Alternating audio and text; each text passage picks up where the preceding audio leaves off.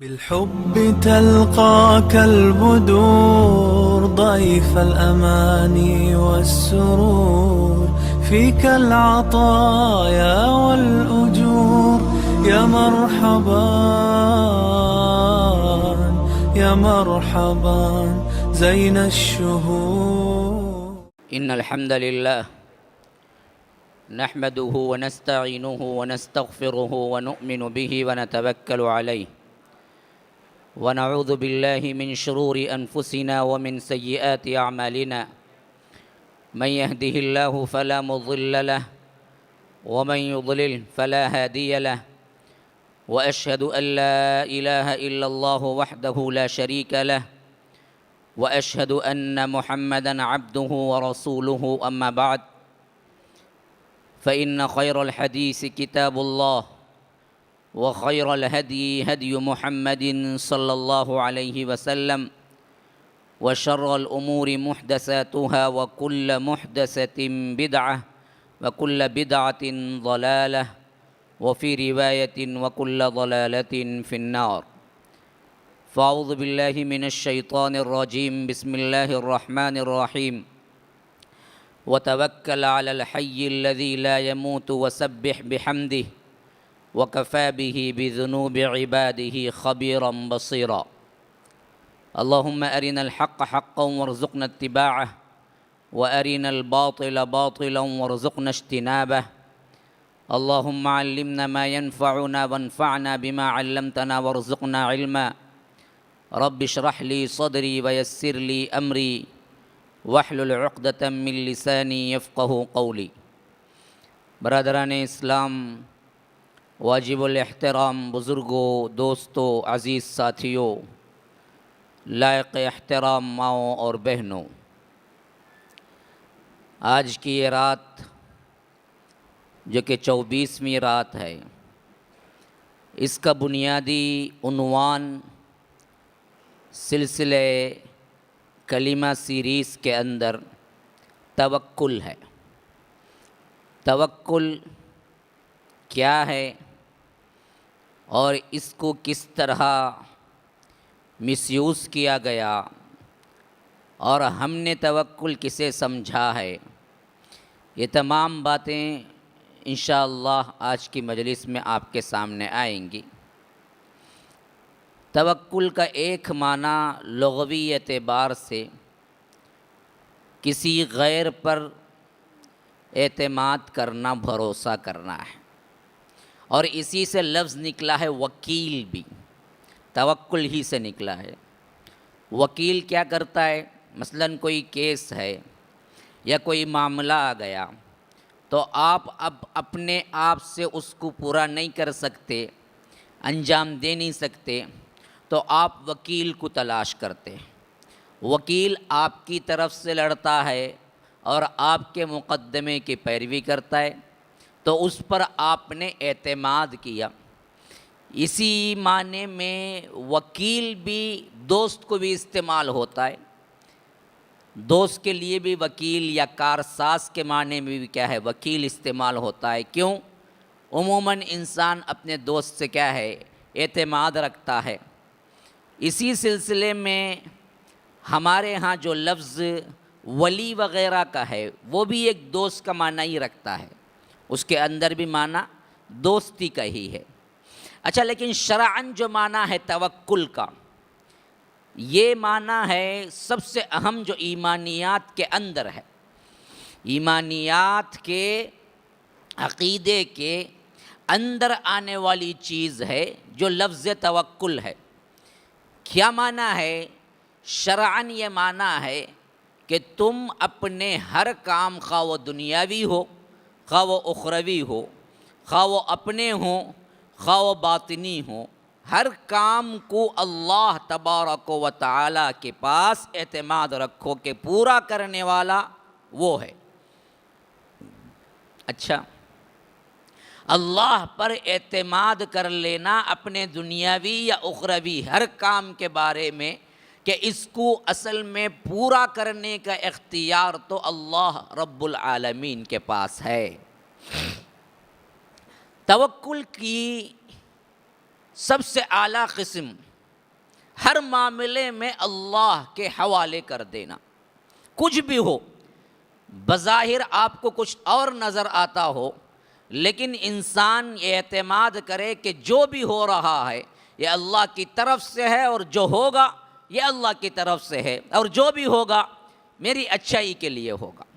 تو اللہ تبارک و تعالی نے اللہ کے رسول صلی اللہ علیہ وسلم کو فرمایا سورہ فرقان کے اندر، وَتَوَكَّلْ عَلَى الْحَيِّ الَّذِي لَا يَمُوتُ وَسَبِّحْ بِحَمْدِهِ وَكَفَى بِهِ بِذُنُوبِ عِبَادِهِ خَبِيرًا بَصِيرًا.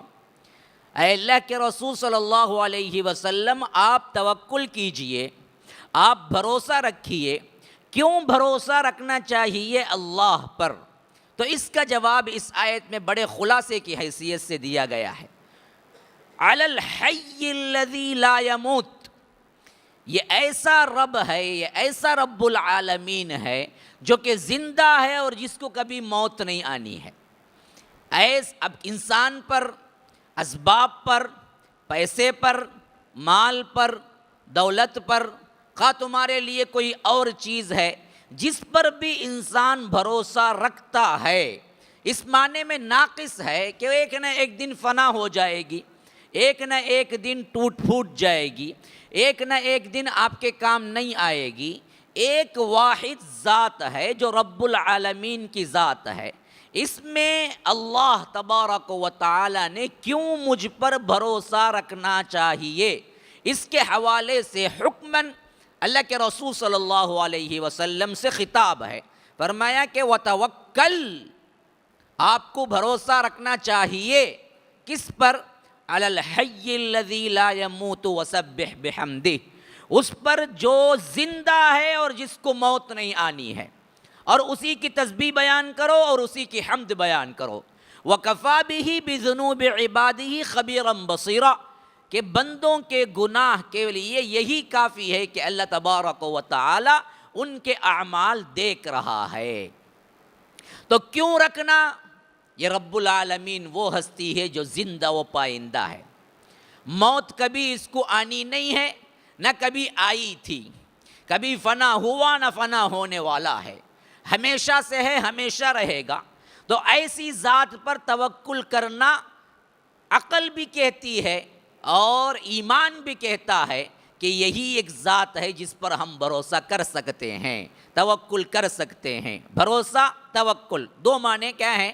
میں بار بار استعمال کروں گا اب تاکہ آپ لوگ اچھی طرح سمجھ جائیں، اردو میں بھی اور عربی میں بھی. اچھا آئیے، سب سے پہلا مغالطہ، غلط فہمی ہماری کیا ہوئی توکل کے سلسلے میں؟ ایک دنیا دار طبقہ ہے، ایک دیندار طبقہ ہے.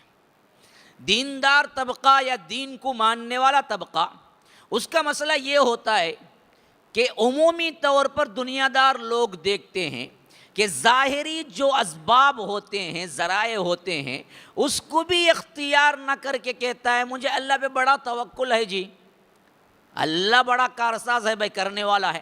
تو جو دنیا دار طبقہ ہے وہ سوچتا ہے کہ جب دیندار طبقہ اس حیثیت سے توکل کرتا ہے، یہ تو ہمارے بس کی بات نہیں، تو ہم تو کیا کریں گے، کوشش کریں گے، ہم تو کیا ہے بھاگیں گے، 1 روپیہ ملتا ہے تو بھی لائن میں کھڑیں گے 1 گھنٹہ، ہمیں کوئی مسئلہ نہیں. تو وہ سمجھتا ہے کہ ہمارے ہاں یا ہماری زندگی میں ہم توکل کی زندگی نہیں گزار سکتے، کیونکہ یہ غلط نتیجہ ہم نے خود دیکھا اور اس کو ہم نے خود اپلائی کر لیا اور سمجھ لیا کہ اگر اسباب ذرائع استعمال کریں گے تو پھر توکل کہاں رہا؟ توکل تو بغیر ذرائع کے اعتماد کر لینا، وہ تو ہمارے بس کی بات نہیں، تو ہم توکل ہی نہیں کرتے. تو یہ 2 طرح کی افراط و تفریط ہے جس کی وجہ سے عوام نے اس میں ٹھوکر کھائی. سب سے پہلی چیز سمجھ لیجئے، ذرائع کا استعمال کرنا توکل کے منافی نہیں ہے. توکل میں کوئی خرابی نہیں آتی، توکل میں کوئی نقصان نہیں ہوتا، بلکہ ذرائع کا استعمال کرنا اشہد ضروری ہے. ذرائع کے استعمال کے بعد ہی ہمیں حکم ملا ہے کہ اللہ پہ بھروسہ رکھو. ترمذی کی روایت میں ایک صحابی آئے، اللہ کے رسول صلی اللہ علیہ وسلم سے کہا کہ اللہ کے رسول، میں توکل کیسے اختیار کروں؟ میں ابھی سفر سے آیا ہوں، گھر کے اندر جا رہا ہوں، اونٹنی میرے ساتھ ہے، کیا میں اونٹنی کو باندھوں اور اللہ پہ توکل رکھوں، یا نہیں اونٹنی کو کھلا چھوڑ دوں اور میں اللہ پہ توکل رکھوں کہ اللہ تبارک و تعالیٰ میرا کارساز ہے؟ تو اللہ کے رسول صلی اللہ علیہ وسلم نے فرمایا کہ نہیں، اونٹنی کو باندھ کے رکھو، پھر اس کے بعد توکل رکھو کہ اللہ تبارک و تعالیٰ نگران ہے۔ یہ منافی نہیں ہے توکل کے کہ آپ اونٹنی کو تو کھلا چھوڑ دیں، کہیں کہ مجھے اللہ پر بڑا بھروسہ ہے جی، اور اونٹنی چوری ہو جائے تو کیا بھائی چوری ہو گئی، آپ سفر کے لیے نکلیں، گھر کو کیا ہے کھلا چھوڑ کے چلے جائیں اور کہیں کہ مجھے اللہ پہ بڑا بھروسہ ہے جی، نہیں، یہ توکل کے منافی بات ہے۔ اور اسباب کو اختیار کر لینا، اسباب کو اختیار کر لینا توکل کے منافی چیز نہیں، کیونکہ ہمیشہ اسباب پر اللہ کے رسول صلی اللہ علیہ وسلم نے کام کیا ہے۔ بدر، احد، خندق، صلح حدیبیہ، خیبر، موتا، فتح مکہ، حنین، طائف، کسی جنگ میں اللہ کے رسول صلی اللہ علیہ وسلم نے بغیر وسائل کے یہ نہیں کہہ دیا مجھے اللہ پہ بڑا توکل ہے، میں فی سبیل اللہ نکلا ہوا ہوں، اللہ دے گا، ضرور ضرور فتح دے گا، ہمارا حال جو بھی ہو جیسے بھی ہو اللہ تبارک و تعالی ہمیں فتح دے گا۔ نہیں، پوری کوشش کی تھی فتح کے اسباب کی، پھر اس کے بعد کہا کہ توکل کرو، پوری کوشش کی تھی۔ غزوہ موتا کے اندر، غزوہ حنین کے اندر تو کیا ہے، اچھی خاصی تیاری کی گئی، حتیٰ کہ اللہ کے رسول صلی اللہ علیہ وسلم نے حنین میں تو علل اعلان کہہ دیا، جو غزوہ 9 ہجری میں پیش آیا اور سب سے بڑا غزوہ ہے، حالانکہ لڑائی نہیں ہوئی، سفر ہوا، لیکن کیا ہے، غزوہ حنین کہہ رہا ہوں، غزوہ تبوک میں لڑائی نہیں ہوئی لیکن سفر ہوا، بہت لمبا سفر ہوا اور بہت بڑا مجمع ہوا اکٹھا، 30,000 کا لشکر ہوا، اور اللہ کے رسول نے ایک سے الگ الگ مانگا، کیا ہے لا کے رکھو، کیا ہے لا کے رکھو، آج ہمیں فوج کے لیے ضرورت ہے۔ اسی میں وہ واقعہ ہے جس میں حضرت ابو بکر اور حضرت عمر کا مقابلہ ہمیں ملتا ہے کہ حضرت ابو بکر نے اپنے گھر کی ہر چیز پہنچ کے لا کے رکھ دی اور حضرت عمر نے اپنے گھر کی آدھی اشیاء لا کے رکھ دی، اور اللہ کے رسول صلی اللہ علیہ وسلم نے پوچھا کہ ابو بکر گھر میں کیا چھوڑ آئے ہو؟ کہا کہ اللہ اور اس کا رسول کا نام چھوڑ کے آیا ہوں، بس اس کے علاوہ کچھ نہیں ہے۔ عمر سے پوچھا کہ کیا چھوڑ آئے ہو؟ تو حضرت عمر نے کہا کہ آدھا مال میں گھر کے لیے، آدھا مال میں آپ کے لیے لا کے رکھ دیا ہوں۔ اور یہی حضرت عثمان کا ہے کہ انہوں نے 1000 اونٹ مع سامان کے اللہ کے رسول کو دیے، اور پھر پوچھا تو پھر 1000 اونٹ دیے، تو اللہ کے رسول نے کہا کہ ما ضر عثمان ما عمل بعد اليوم، آج کے بعد عثمان کچھ بھی کر لے، عثمان کو کوئی نقصان ہونے والا نہیں ہے، یہ جنتی ہے، کچھ بھی کر لے، جو کچھ صدقہ و خیرات عثمان نے آج کی ہے، اس کے عوض اب عثمان کچھ بھی کر لے، عثمان کو کوئی نقصان پہنچانے والا نہیں ہے، یہ جنتی ہے عثمان۔ تو ایسے اللہ کے رسول نے ایک کو دعوت دی کہ اس کی تیاری کرو، کیونکہ ہرقل روم کا جو بادشاہ تھا نا، اس سے لڑائی تھی اور بہت بڑا بادشاہ تھا، اور وہ اس وقت کا سب سے مانا ہوا، جیسا کہ آج کا امریکہ سپر پاور، اسی طرح اس زمانے کا سپر پاور 2 ہی تھے، روم، ایران، اور ایران بھی اس وقت دبکا ہوا تھا، اصل تو روم کا بول بالا تھا، وہاں کا بادشاہ تھا، اس سے لڑائی پیش آنی تھی، یہاں تک کہ معذور سے معذور صحابی بھی کچھ نہیں تھا، تبھی بھی انہوں نے کچھ نہ کچھ اللہ کے راہ میں پیش کرنے کی ٹھانی۔ ایک صحابی کے بارے میں آتا ہے کہ انہوں نے ایک رات دن ایک یہودی کے باغ میں پانی ڈالنے کا کام لیا، ایک یہودی کے باغ میں پانی ڈالنے کا کام لیا اور پوری رات کام کیا، تو یہودی نے چند کھجوروں کا معاوضہ دینے پر کام شروع کیا تھا، تو وہ معاوضہ دیا، اور وہ کھجور بھی کتنے تھے، بس 25-30 کے اندر تھے، انہوں نے ان کھجوروں میں سے کچھ کھجوریں اپنے بچوں کو بیوی بچوں کو رکھ لی اور 18-15 کھجوریں باقی تھی جو لا کے اللہ کے رسول صلی اللہ علیہ وسلم کے پاس رکھ دیا اور کہا کہ یہ میری جمع پونجی ہے اے اللہ کے رسول جو میں نے رات دن محنت کر کے اس غزوے کے لیے تیار کیا ہے. تو اللہ کے رسول نے کہا کہ تمہاری محنت کو اللہ قبول کرتا ہے کہ غزوہ تبوک کا تمام سامان پر ایک چادر اڑایا اور اللہ کے رسول نے کہا کہ چادر اڑا کے ان کے 18-15 کھجوروں کو پھیلا دو کیونکہ ان کا صدقہ ان تمام چیزوں سے افضل ہے کیونکہ انہوں نے رات بھر مزدوری کر کے یہ 18-15 کھجور لا کے دیے. پھر اس کے بعد جنگ کے لیے نکلے. جنگی سامان کم تھا لیکن ذرائع کا استعمال کا انکار نہیں کیا, ذرائع حتی الامکان استعمال کیے. پھر اس کے بعد جنگ کے لیے نکلے. اللہ نے ایسا رعب ڈالا کہ جنگ ہی نہیں ہوئی. یہ اور بات ہے, تفصیل کا موقع نہیں ہے. پہلی چیز کیا سمجھنا ہے توکل کے سلسلے میں؟ توکل کے سلسلے میں سب سے اہم چیز سمجھنا کیا ہے؟ سمجھنا یہ ہے کہ توکل کے منافی, توکل کے بغیر آپ کو آلات یا ذرائع کا استعمال نہ کرنا ایسے سمجھایا گیا ہے تو بالکل غلط ہے. توکل اس چیز کا نام ہے کہ حتی الامکان جو ذریعہ ہے وہ ذریعہ اختیار کرو, حرام تک نہ پہنچو. حلال میں تم کیا کچھ کر سکتے ہو اس حد تک پہنچو. پھر اس کے بعد اللہ پہ بھروسہ کرو کہ بھائی میں نے حتی الامکان کوشش کی ہے, اب اللہ نتیجہ نکالے گا. مثلا پڑھائی کا معاملہ ہو, حتی الامکان کوشش. اب کوئی طالب علم کہتا ہے کہ میں تو پڑھتا نہیں جی, اللہ پہ بڑا بھروسہ ہے جی, میں جا کے کیا ہے سبحان اللہ الحمدللہ لکھو آ جا تو میں 100% مارک مل جائیں گے. بیوقوف کہیں گے. آپ فزکس کے ایگزام میں سبحان اللہ الحمدللہ لکھ کے کیا ہے پورے پیپر بھر کے آ جائیں تو مارک کیا ملیں گے؟ یہ توکل نہیں ہے, توکل کے منافی چیز ہے. آپ اپنی مقدور بھر پوری کوشش کریں پھر کہیں کہ مارک دینے والا وہ ہے, میری کوشش سے نہیں ملے گا. یہ اصل توکل ہے. اسی طرح بہت سے لوگ کیا ہیں بیکار کاموں میں صرف کرتے ہیں. کیا بولتے ہیں بھائی کیا بزنس شروع کرا تو بھی نقصان, بھائی میں چپ کے یہاں وہاں, آپ کیا مانگنے کی عادت پڑ جاتی ہے. اس کے بعد ادھر سے مانگے ادھر سے مانگے, وہ رشتہ دار کو تنگ کیے یہ رشتہ دار کو تنگ کیے, کچھ لے آئے کھائے, زندگی ایسے ہی لگ جاتی. کیوں؟ انہوں نے غلط توکل کو سمجھا. توکل کا یہ معنی نہیں ہے کہ تم خاموش بیٹھ کے بھیک مانگنے لگو. توکل کا معنی یہ ہے کہ تم حتی الامکان کوشش کرو, اور 1 نہیں 2 کرو, 2 نہیں 3 کرو, 3 نہیں 4 کرو, لیکن کرتے رہو. شاید اللہ تبارک و تعالیٰ کسی نہ کسی ذریعے سے تمہیں دے دے گا. ایک صحابی ہے, پیٹ کا درد. اللہ کے رسول سے کہا کہ اللہ کے رسول بہت زیادہ پیٹ کا درد. کہا کہ شہد پیو. وہ جا کے شہد پیے تو اور بڑھ گئے. کہا کہ اللہ کے رسول اور بڑھ گیا ہے. کہا کہ شہد پیو.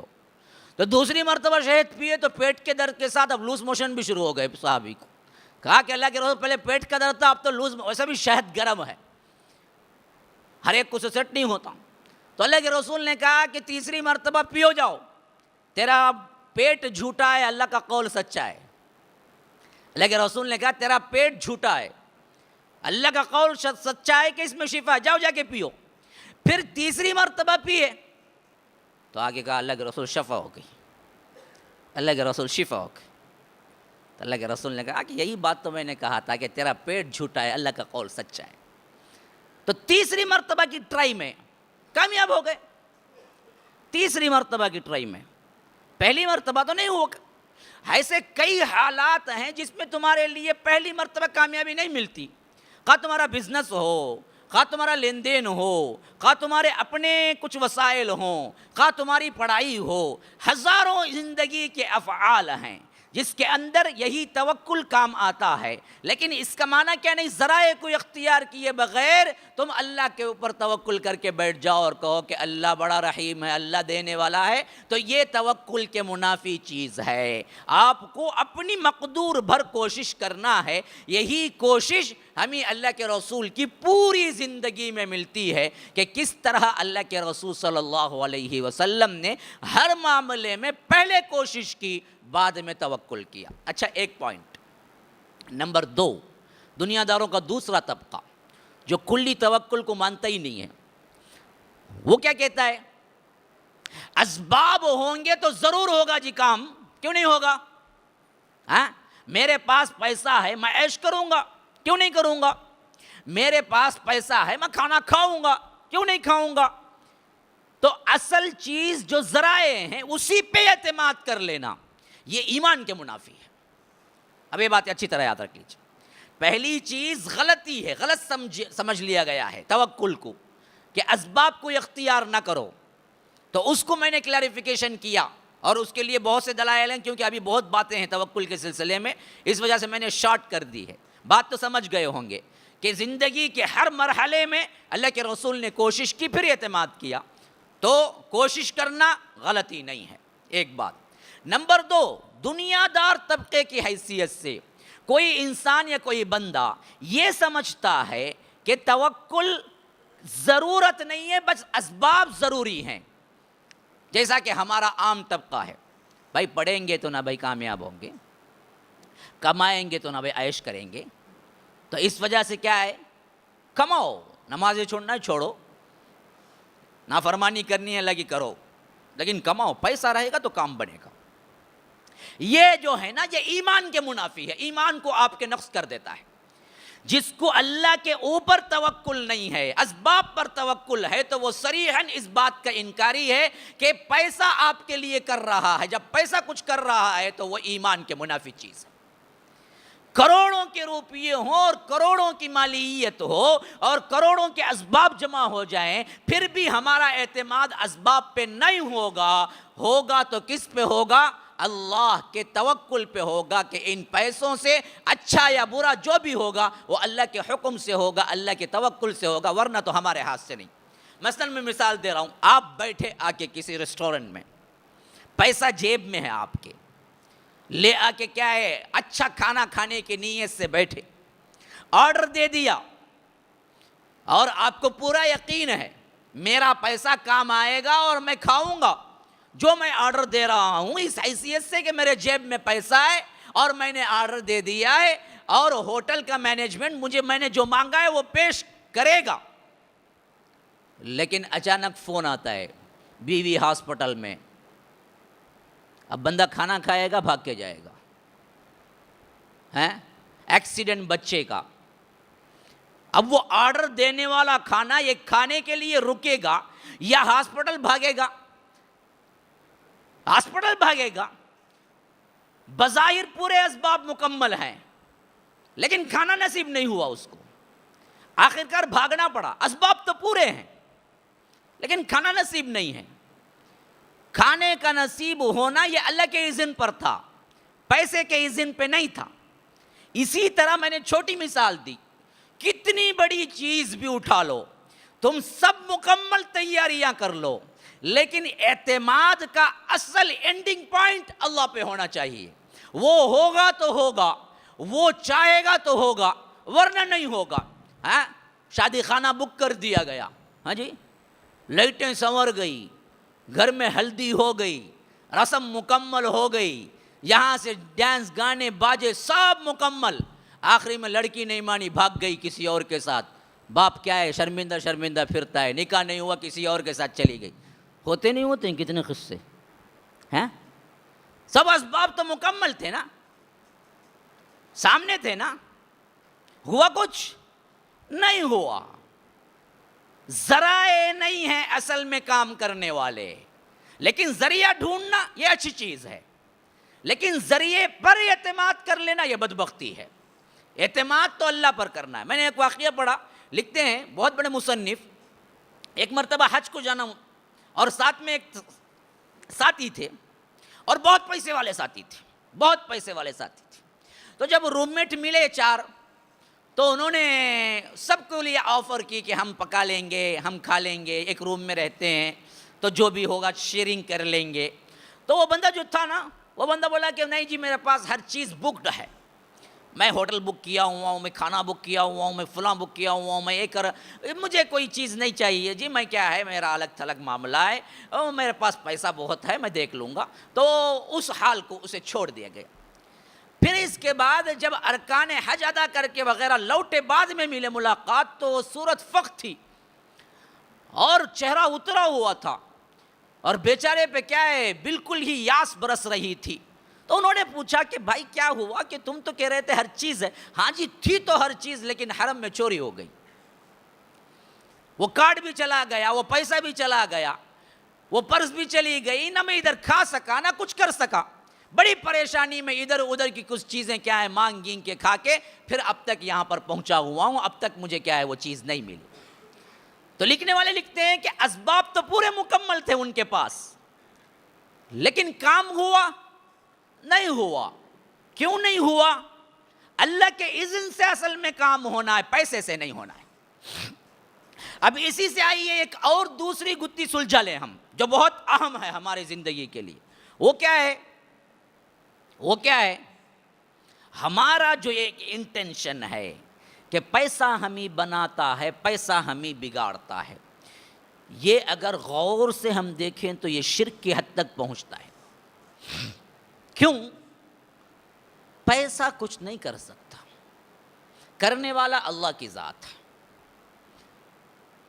تیاری کے لحاظ سے آپ کو کچھ تیاری کام کر لینا ہے, بس اسباب کے تحت آپ کو کروانا جو ہے وہ اللہ تبارک و تعالیٰ کا کام ہے. بہت سے فقیر لوگ اچھی زندگی گزارتے ہیں, بہت سے پیسے والے لوگ تنگی کی زندگی گزارتے ہیں. دیکھو بڑے بڑے لوگوں, ملٹی ملینر جو ہیں, ان کا بھی حال دیکھو. قرض میں کپا, جو آتا وہ کھانے کے واسطے بھی نہیں ہے. یہاں کا ٹیکس بنو, وہاں کا یہ بنو, وہ بل بنو, اس کا کرایہ بنو, اس کا کرایہ بنو, وہ لیا تھا گاڑی قسطوار ان کی, گھر قسطوار ان کا, سب میں قسط میں چلنے کو رہتا. پورے قسطاں بھرو, بھر کو کیا آتا, ہاتھ کو کیا بھی نہیں آتا. 20,000 کماتا اور وہ ادھر ادھر کے خرچے جا کے بھی اس کے پاس اپنے خواہشات کو خرچہ کرنے 5,000 ہیں, لیکن 1,00,000 کماتا, اس کے لیے اپنے خرچے کے لیے 1,000 روپے بھی نہیں ہیں. کیوں؟ گھر کا ایک قسط بننا ہے, وہ بھی سود میں لیا. گاڑی سود میں لی ہے, اس کی ایک قسط بننا ہے. فلاں چیز سود میں لی ہے, اس کی ایک قسط بننا ہے. تو جتنے قسطیں ہیں وہ سب کٹ کے آتا اس کے ہاتھ میں 500 روپے, 1,00,000 روپے کہنے کو درما, لیکن آتا کتنا 500 روپے. یہ احوال کیا ہیں؟ اچھے اچھے لوگوں کے ہیں. میں ایسے ہی بات نہیں کر رہا ہوں, سن کے باتیں کر رہا ہوں. جو لوگ ہیں ان کے اوپر جو بیتتی ہے ان کے بارے میں سن کے بات کر رہا ہوں. تو پیسہ مکمل کرنے والا کام نہیں ہے, ذریعہ ہے. اب ذریعے پہ کوئی بھروسہ کر لیتا ہے. اچھا جی, میں اس کو اور کھل کے مثال دے رہا ہوں. دیکھیے, ایک ذریعہ ہوتا ہے جو منافع بخش ذریعہ ہوتا ہے, اللہ نے اس کو اگری کیا ہوا ہوتا ہے, حلال ذریعہ. ایک ہوتا ہے حرام ذریعہ.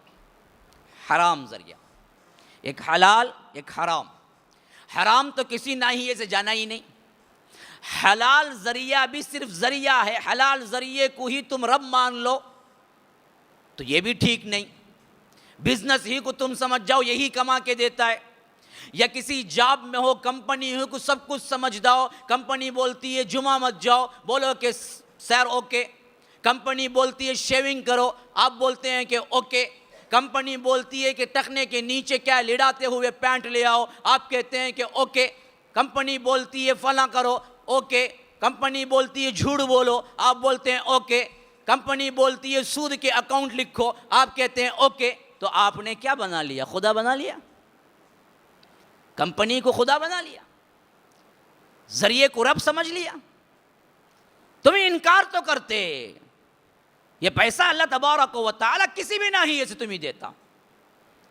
یہ نہیں کہ تم شیونگ کر کے اسی کمپنی میں کام کرو. تم کہتے کہ نہیں جی شیونگ کرنا ہے تو میں کام نہیں کروں گا, اللہ تبارک و تعالیٰ دوسری کمپنی سے تمہیں دیتا ہے. اتنا توکل, اس کو توکل کہتے ہیں, اس کو اللہ پر اعتماد کہتے ہیں.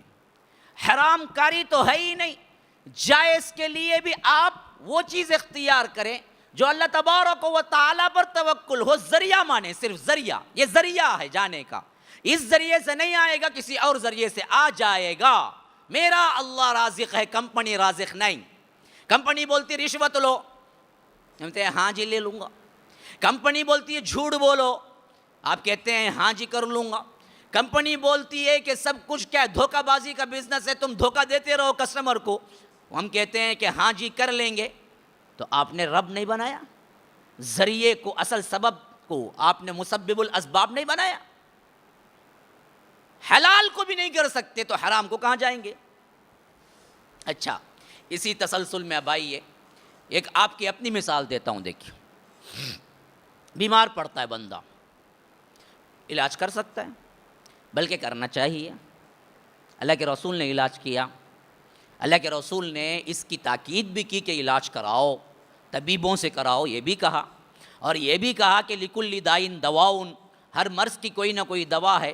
اس حیثیت سے تم تلاش کرنے میں تھک نہ جاؤ. دیکھو کسی بیماری کی دوا نہیں ملی، کوشش کرتے رہو، مل جائے گی. کینسر کی نہیں ملتی ہے، کوشش کرتے رہو، مل جائے گی. اس بات کو کیا نہیں ہے، تم تک نہیں پہنچی. یہ بات نہیں ہے کہ دوا ہی نہیں ہے، دنیا میں دوا ہے.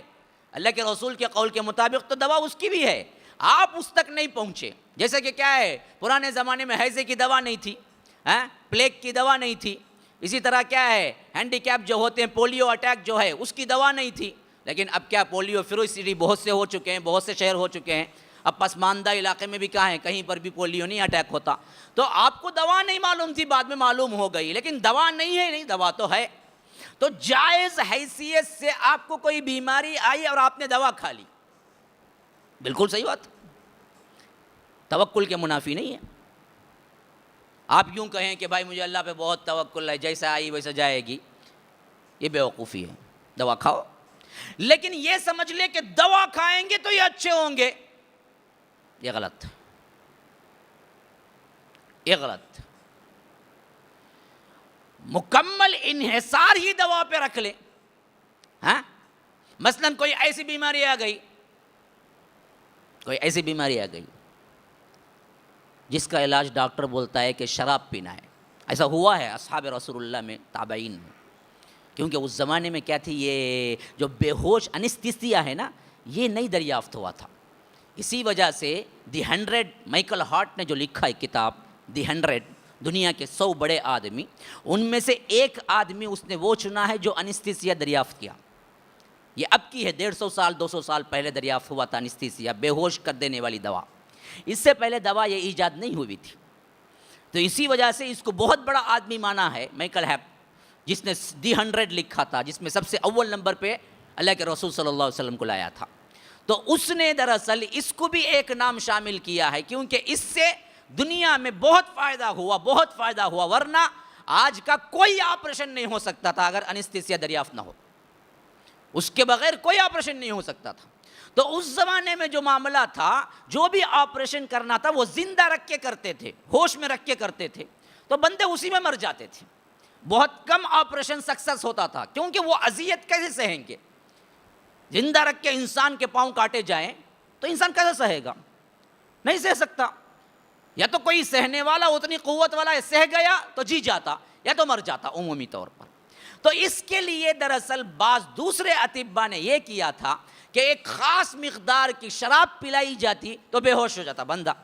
پھر اس کے بعد اس کے لیے کیا، اب ایسا ہی ہوا تھا تابعین میں. ایک بہت بڑے تابعی کو ان کے پاؤں میں ایک ایسی بیماری آئی جو پھیلتی چلی گئی. مثلا کیا ہوتا ہے، بعض پھوڑے وغیرہ چھوٹے ہوتے ہیں، لیکن اگر اس کو بے پرواہ چھوڑتے ہیں تو وہ خطرناک مرض بن جاتے ہیں. پورے جسم کے لیے وبال جان، پس وغیرہ جمع ہو کے انسان کی موت تک پہنچ جاتا ہے. معاملہ چھوٹا سا معاملہ ہوتا ہے، لیکن وہ چھوٹے سے کیئر نہ کرنے پر بہت بڑا معاملہ ہو جاتا ہے. تو ایسا ہی کوئی مسئلہ تھا کہ ان کے پاؤں کو کاٹنا پڑ رہا تھا، اور پاؤں کو کاٹنے کے لیے ضروری تھا کہ یہ بے ہوش ہوں، اور بے ہوش ہونے کے لیے ضروری تھا کہ خمر پئیں. تو ڈاکٹر نے انہی تجویز میں دیا کہ دیکھو آپ کو شراب پینا پڑے گا، جب آپ بے ہوش ہوں گے تبھی ہم آپ کا پیر کاٹ سکیں گے، ورنہ یہ زہر پورے جسم میں داخل ہو جائے گا اور بہت جلد کیا ہے، موت ہو سکتی ہے. تو انہوں نے کہا کہ میری زندگی جائے گی نا آخری، لیکن میں حرام کاری کر کے بھی میں مر گیا، شراب پی لیا میں، اور تم نے پیر کاٹا، پھر بھی میری زندگی ساتھ نہ دی، تو میں حالت حرام میں، حالت نشے میں مرنے سے زیادہ یہ بات پسند کرتا ہوں کہ تم ہوش میں مجھے کاٹو. چاہو تو اللہ نے زندگی دی ہے تو رکھے گا، نہیں تو مر جاؤں گا، لیکن ایمان کی حالت میں تو مروں گا. یہ توکل کے منافی انتہائی پوائنٹ. دوسری دوا ہوتی تو وہ استعمال کرتے ضرور ضرور، لیکن یہ جو دوا تھی یہ حرام تھی. اب یہ حرام دوا میں شفا کہہ رہا ہے وہ، تو انہوں نے کہا کہ میں حرام کاری تو نہیں کروں گا، شفا اللہ دینے والا ہے. یہ دوا سے ہی مجھے دینا نہیں دینا، یہ اللہ تبارک و تعالیٰ کے اختیار میں ہے۔ تم صرف اتنا کرو کہ میں قرآن شروع کرتا ہوں، کیونکہ میرے اندر قرآن پڑھے تو اپنی ایک محویت پاتاری ہوتی ہے، میں اسی میں گم ہو جاتا ہوں، میں اطراف و اکناف میں نہیں دیکھتا یا مجھے پوری آوازیں سنائی نہیں دیتی، میں قرآن پڑھتا ہوں، تم میرا پیر کاٹو، ہو سکتا ہے اللہ مجھے زندگی رکھا ہو تو زندگی دے گا، یا نہیں تو میں مر جاؤں گا، تو کم از کم قرآن پڑھتے ہوئے مر جاؤں گا۔ طبیب نے اچھا کہا اور پاؤں کاٹ دیا، یا قرآن پڑھتے رہے، انہیں محسوس بھی نہیں ہوا، آپریشن ہو گیا۔ اللہ پہ توکل، اللہ پر توکل کی یہ زندہ مثال ہے۔ اسباب کا اختیار کرنا ضروری ہے، لیکن اسباب کو خدا نہ بنانا، اسباب کو اللہ نہ بنانا۔ آج ہماری اکثریت یہی ہے، ایک تو یہ کہتے، وہ ایک طبقہ یہ ہے کہ کچھ نہیں کرتا، دوسرے معاشرے پہ بوجھ بنا ہوا ہے اور توکل کا نام مس یوز کر رہا ہے۔ مجھے بڑا توکل ہے بھائی، چھوڑو بھائی، اللہ دیا دیں گا۔ یہ کون بولا تم نہ؟ کوشش کرو، تم محنت کرو، ایک بزنس سیٹ نہیں ہوا دوسرے میں جاؤ، دوسرا نہیں ہے تیسرے میں جاؤ، تیسرا نہیں چوتھے میں جاؤ، بزنس نہیں جاب میں جاؤ، لیکن اللہ کے لیے معاشرے پہ بوجھ نہ بنو، ہاتھ نہ پھیلاؤ لوگوں کے سامنے، کیونکہ اللہ کے رسول نے کہا سب سے بری بات ہے جو ہاتھ پھیلاتا ہے، اللہ اسے ایسا نچلا کرتا ہے کہ وہ ہاتھ پھیلاتے ہی مرتا ہے، پھر زندگی بھر ہاتھ پھیلاتا ہی رہتا ہے، دیو دیو دیو۔ اسی وجہ سے اللہ کے رسول نے کہا کہ ہرگز ہاتھ نہ پھیلاؤ، ہرگز کسی سے سوال نہ کرو، حتیٰ کہ جو بغیر ضرورت سوال کرتے ہیں، اللہ کے رسول نے کہا کہ حشر کے میدان میں ان کے ڈھانچے پہ کوئی ایک گوشت کی ایک بوٹی نہیں ہوگی، ہڈیاں، صرف ڈھانچہ آئے گا چل کے۔ اور یہ بات کی دلیل ہوئی کہ یہ بے وجہ مانگتا تھا لوگوں سے۔ تو معاشرے پہ بوجھ نہ بنو، لوگوں میں ذلیل نہ ہو، مانگتے مت پھرو، کوشش کرو کوشش کرو، اور یہی حال تمہارے ہر معاملے میں ہو۔ بعض لوگ کیا ہوتے ہیں، شادی ہوئی 2 سال ہو گیا، 3 سال ہو، بچہ نہیں، مایوس سے ہو جاتے۔ کون بولا مایوس ہونے کا؟ دوائیاں کرو، اجازت ہے، لیکن دوائیوں سے بچہ نہیں آتا، اللہ جب چاہے گا دے گا، کب 20 سال 30 سال ہو جائیں دے گا۔ دیا، زکریا کو دیا علیہ السلام، ابراہیم کو دیا علیہ السلام، آج بھی دیتا ہے بہت سوں کو، تمہیں پتہ نہیں احوال ایسے ہیں جن کے 15 20 سال ہو گئے، بیٹا نہیں ہوا، بعد میں بیٹا دے دیا، اور دیا سو دیا 2 بیٹے ٹوئنس دیے، میرے اپنے ہی جاننے والوں میں نے دیکھا، 10 سال بچہ بھی نہیں ہوا، کچھ نہیں ہوا، ہزاروں علاجیں کر کے تھک چکے، جب دیا اللہ تعالیٰ نے پہلے بچہ دیا اور بعد میں ٹوئنس دیا، 2 ہی سال میں 3 بچے ہو گئے ان کے۔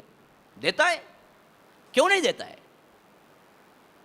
لیکن اس کا مطلب یہ نہیں کہ اللہ تقدیر میں تو اولاد دیں گا جی میں کیا بھی کرتی نہیں، کرو، وہ بھی کرو، حرام نہ کرو، درگاہوں کو مت جاؤ، جھنڈے کے سامنے کھڑے مت ہو جاؤ، بنڈے کے سامنے کھڑے مت ہو جاؤ، کسی بابا کے سامنے کھڑے مت ہو جاؤ، کسی بابا سے امیدیں لگا کے بیٹھ نہ جاؤ، یہ حرام کاری ہے، یہ شرک ہے۔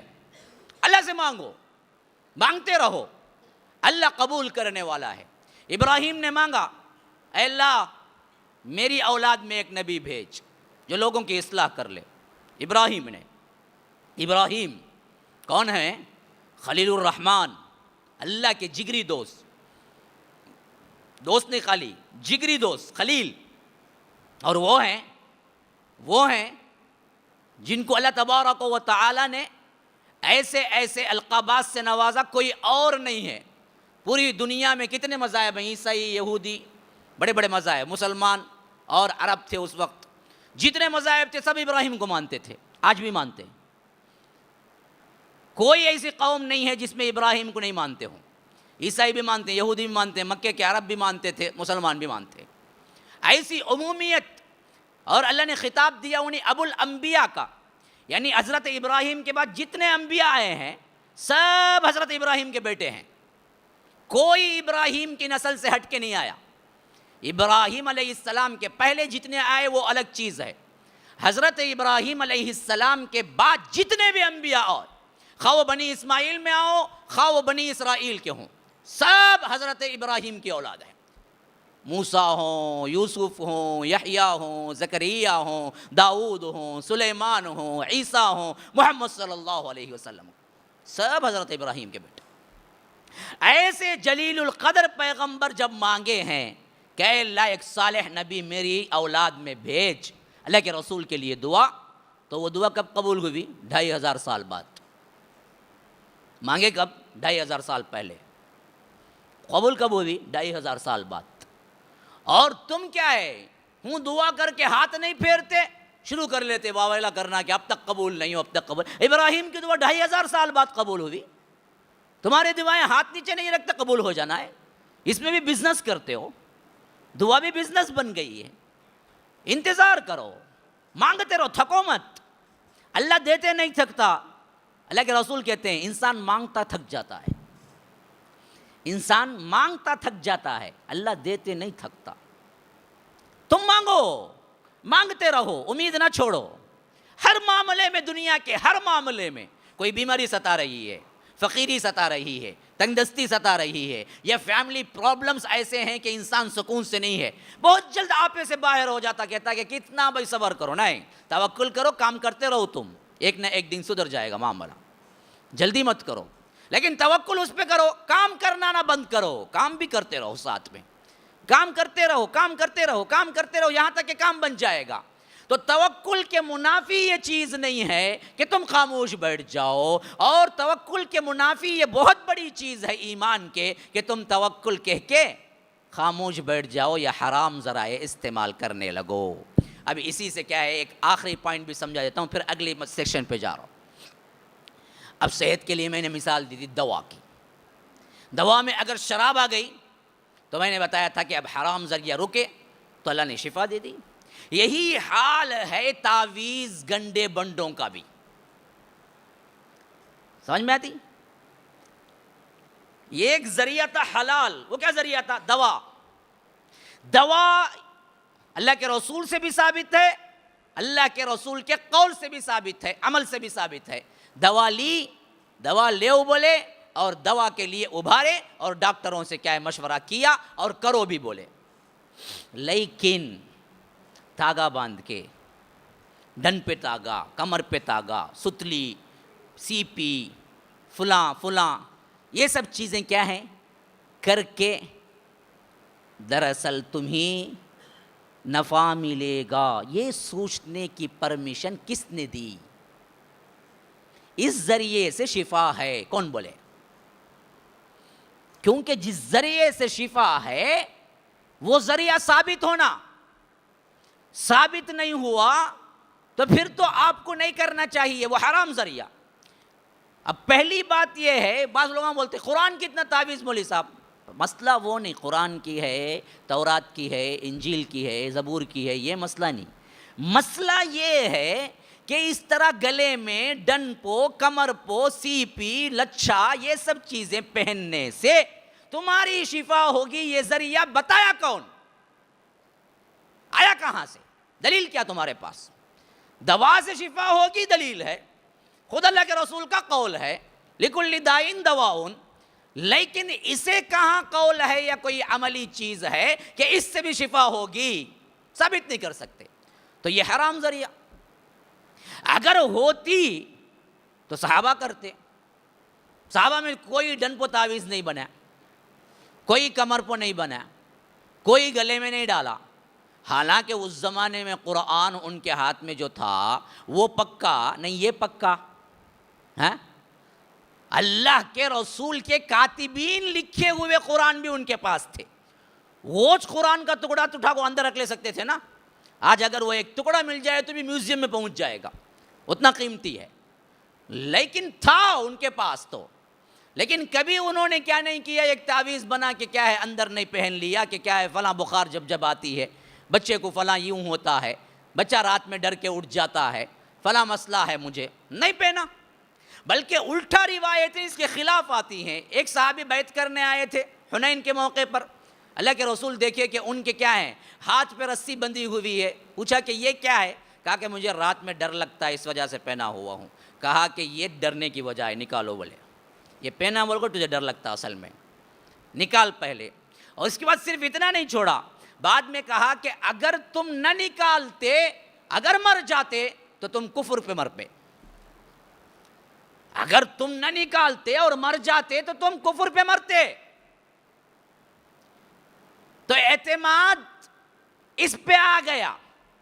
بعض لوگ بولتے بھائی ہمیں اس پہ نہیں بھائی اعتماد کرتے, اندر قرآن ہے نا اس پہ اعتماد دے, اس کے ذریعے سے اللہ ہمنا شفا دیں گا. اچھا تو دوا کے ذریعے سے اللہ شفا دیں گا رکھنا بالکل صحیح بات, عقیدہ. اب یہ ڈن پہ تعویذ باندھنے سے اللہ شفا دیں گا بولنے کی وجہ سے دلیل کیا؟ دوا کی دلیل تو ہے, یہ تاگا بننے سے اللہ شفا دیں گا بولنے کی دلیل کیا؟ دلیل نہیں ہے. جب دلیل نہیں ہے تو اگر تمہارے پاس دلیل نہیں ہے تو پھر کام کیوں کرتے ہو؟ کون بھی بولندے, پیر صاحب بولندے, ان سے بڑے صاحب بولندے, بابا بولندے, بزرگ بولندے, کوئی بھی بولندے, مسئلہ کیا ہے وہیں پر ہے, سیدھے سمجھنے کی بات ہے.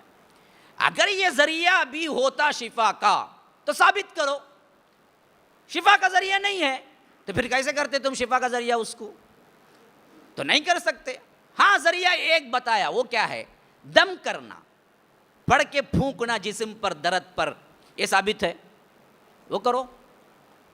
لاکھوں دعائیں آئی ہوئی ہیں, اللہ کے رسول پہ رقیہ پڑھتے تھے, خود حضرت جبرائیل آئے ہیں بخار کے وقت میں دعائیں کی ہیں, رقیہ پڑھیے اللہ کے رسول پہ. اللہ کے رسول خود کیا ہے, ہاتھ رکھ کے دعا پڑھی ہے. اماں عائشہ کہتی ہیں کہ مرض الوفات میں دعائیں پڑھتی تھی اور اللہ کے رسول کے ہاتھ کی مبارک ہونے کی وجہ سے خود اللہ کے رسول کے ہاتھ کو پھیر کے چھوڑ دیتی تھی, میں بھی پھیرتی تھی کیونکہ میرے ہاتھ سے اللہ کے رسول کا ہاتھ ابھی بابرکت ہے. تو یہ چیزیں ثابت ہیں, کرو, اسے کوئی نہیں روکتا. لیکن تمہیں کیا ہے, تعویذوں پر, گنڈوں پر, بنڈوں پر, اور عموم یہ کہہ کے جو دیتے ہیں کہ قرآن ہے, قرآن ہوتا ہی نہیں اس میں. آپ کوئی بھی تعویذ کھول کے دیکھیں, قرآن ہے بول کے دیتا مشائخ, لیکن قرآن نہیں ہوتا اس میں. ہوتا جنوں کے نام, نئے استغاثہ کرنے کے لیے شرکیہ اعمال, یعنی تو ایک تگڑ ہوتا, وہ تگڑ کے اندر الف لام میم ہا میم عین سین قاف, یہ قرآن کے حروف مقطعات ہیں نا, وہ ہوتے. وہ کیوں ہوتے؟ بعض شیاطین بولتے قرآن کی تذلیل کے لیے, یہ بنا کو دیو, انہیں پیخانے کو جائیں گا, بیت الخلا جائیں گا, وہاں سب بے عزتی ہوں گی اس کی, اس سے ہمیں راضی ہوں گے تمہارے سے. بولے تو یہ بدبخت لکھ کو دیتے, انہیں پہننے کو جاتا اس کے بعد وہاں. اصل میں قرآن کی تکریم نہیں, وہ بے عزتی. تمہیں تعویذ بیت الخلا جاتے وقت نکال کو رکھتے نہیں رکھتے. قرآن کی تعویذ, قرآن کی تعویذ کہاں؟ قرآن کی تعویذ جنابت کی حالت میں اس کی قرآن کی تعویذ ہونچ رہتی گلے میں کیا بیت الخلا جاتے وقت بھی ہانچ رہتی اس کی قرآن کی تعویذ, اور اسی طرح برا کام کرتے وقت بھی اسی, ہر وقت قرآن. تو قرآن کی تعظیم کرتے ہو یا قرآن کی تذلیل کرتے ہو؟ بولو تو کیسے ثابت ہو گیا؟ تو یہ ہر ناحیے سے غلط ہے, ہر ناحیے سے غلط. تو یہ میں نے توکل کے لفظ کو سمجھانے کے لیے دو باتیں میں نے اہم کہی. ایک, کوشش کرنا توکل کے خلاف نہیں ہے. دوسری بات, آپ غلط ذرائع میں کوشش کر کے صرف یہ اعتماد کر لیں کہ کوشش سے ہو جائے گا, ایمان کے خلاف بات ہے. اس وجہ سے یاد رکھو مسلمانوں, کبھی حرام کاری میں مت پڑو, خواہ وہ بزنس ہو, علاج ہو, معاملات ہوں, گھر کا معاملہ ہو, کوئی بھی ہو. اب مثلاً عموماً عام طور پر کیا گھر میں چوری ہوتی ہے نا, وہ کیا کہ چمبو پھرتا کہتے, وہ ایک اٹھا کو رکھیں, کیا کہ پڑھ کو کیا یہ کرنا کہتے, وہ چمبو پھرتا کہتے, اس کے اندر نام ڈالتے ہی کھڑتا کہتے, تو انہیں کہتے چور. اب اس میں خاندانوں میں بڑے بڑے پھوٹ پڑ جاتے. کون بتایا کہ چمبو پھرنے سے جو نام آتا ہے وہ نام واقعتاً وہی چور ہے؟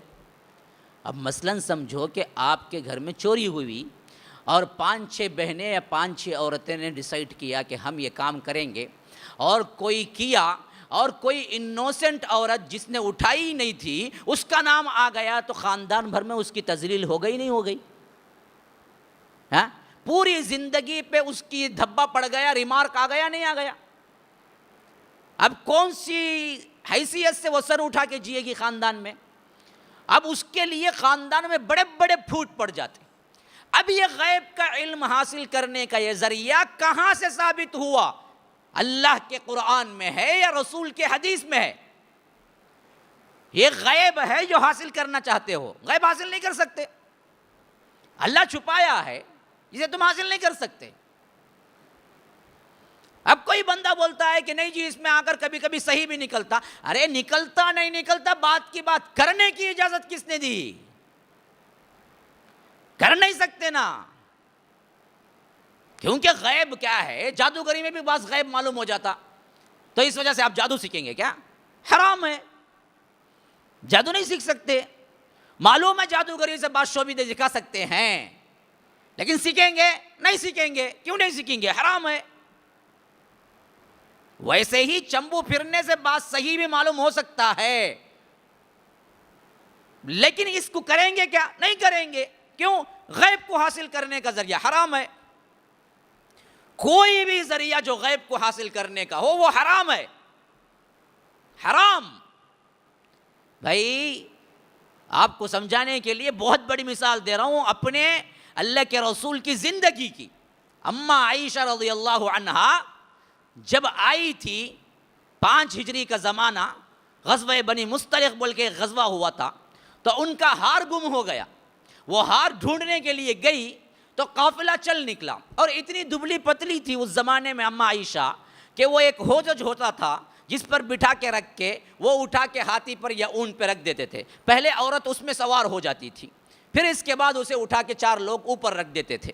تو اماں عائشہ جو بیٹھی ہوئی تھی جس میں، وہ ایسے ہی خالی اٹھا کے وہ رکھ دیے، انہیں پتہ بھی نہیں چلا کہ اندر اماں عائشہ نہیں ہیں، وہ تو ہار ڈھونڈنے کے لیے گئی ہوئی تھی۔ جب یہ واپس آئی تو اس وقت تک قافلہ نکل گیا تھا۔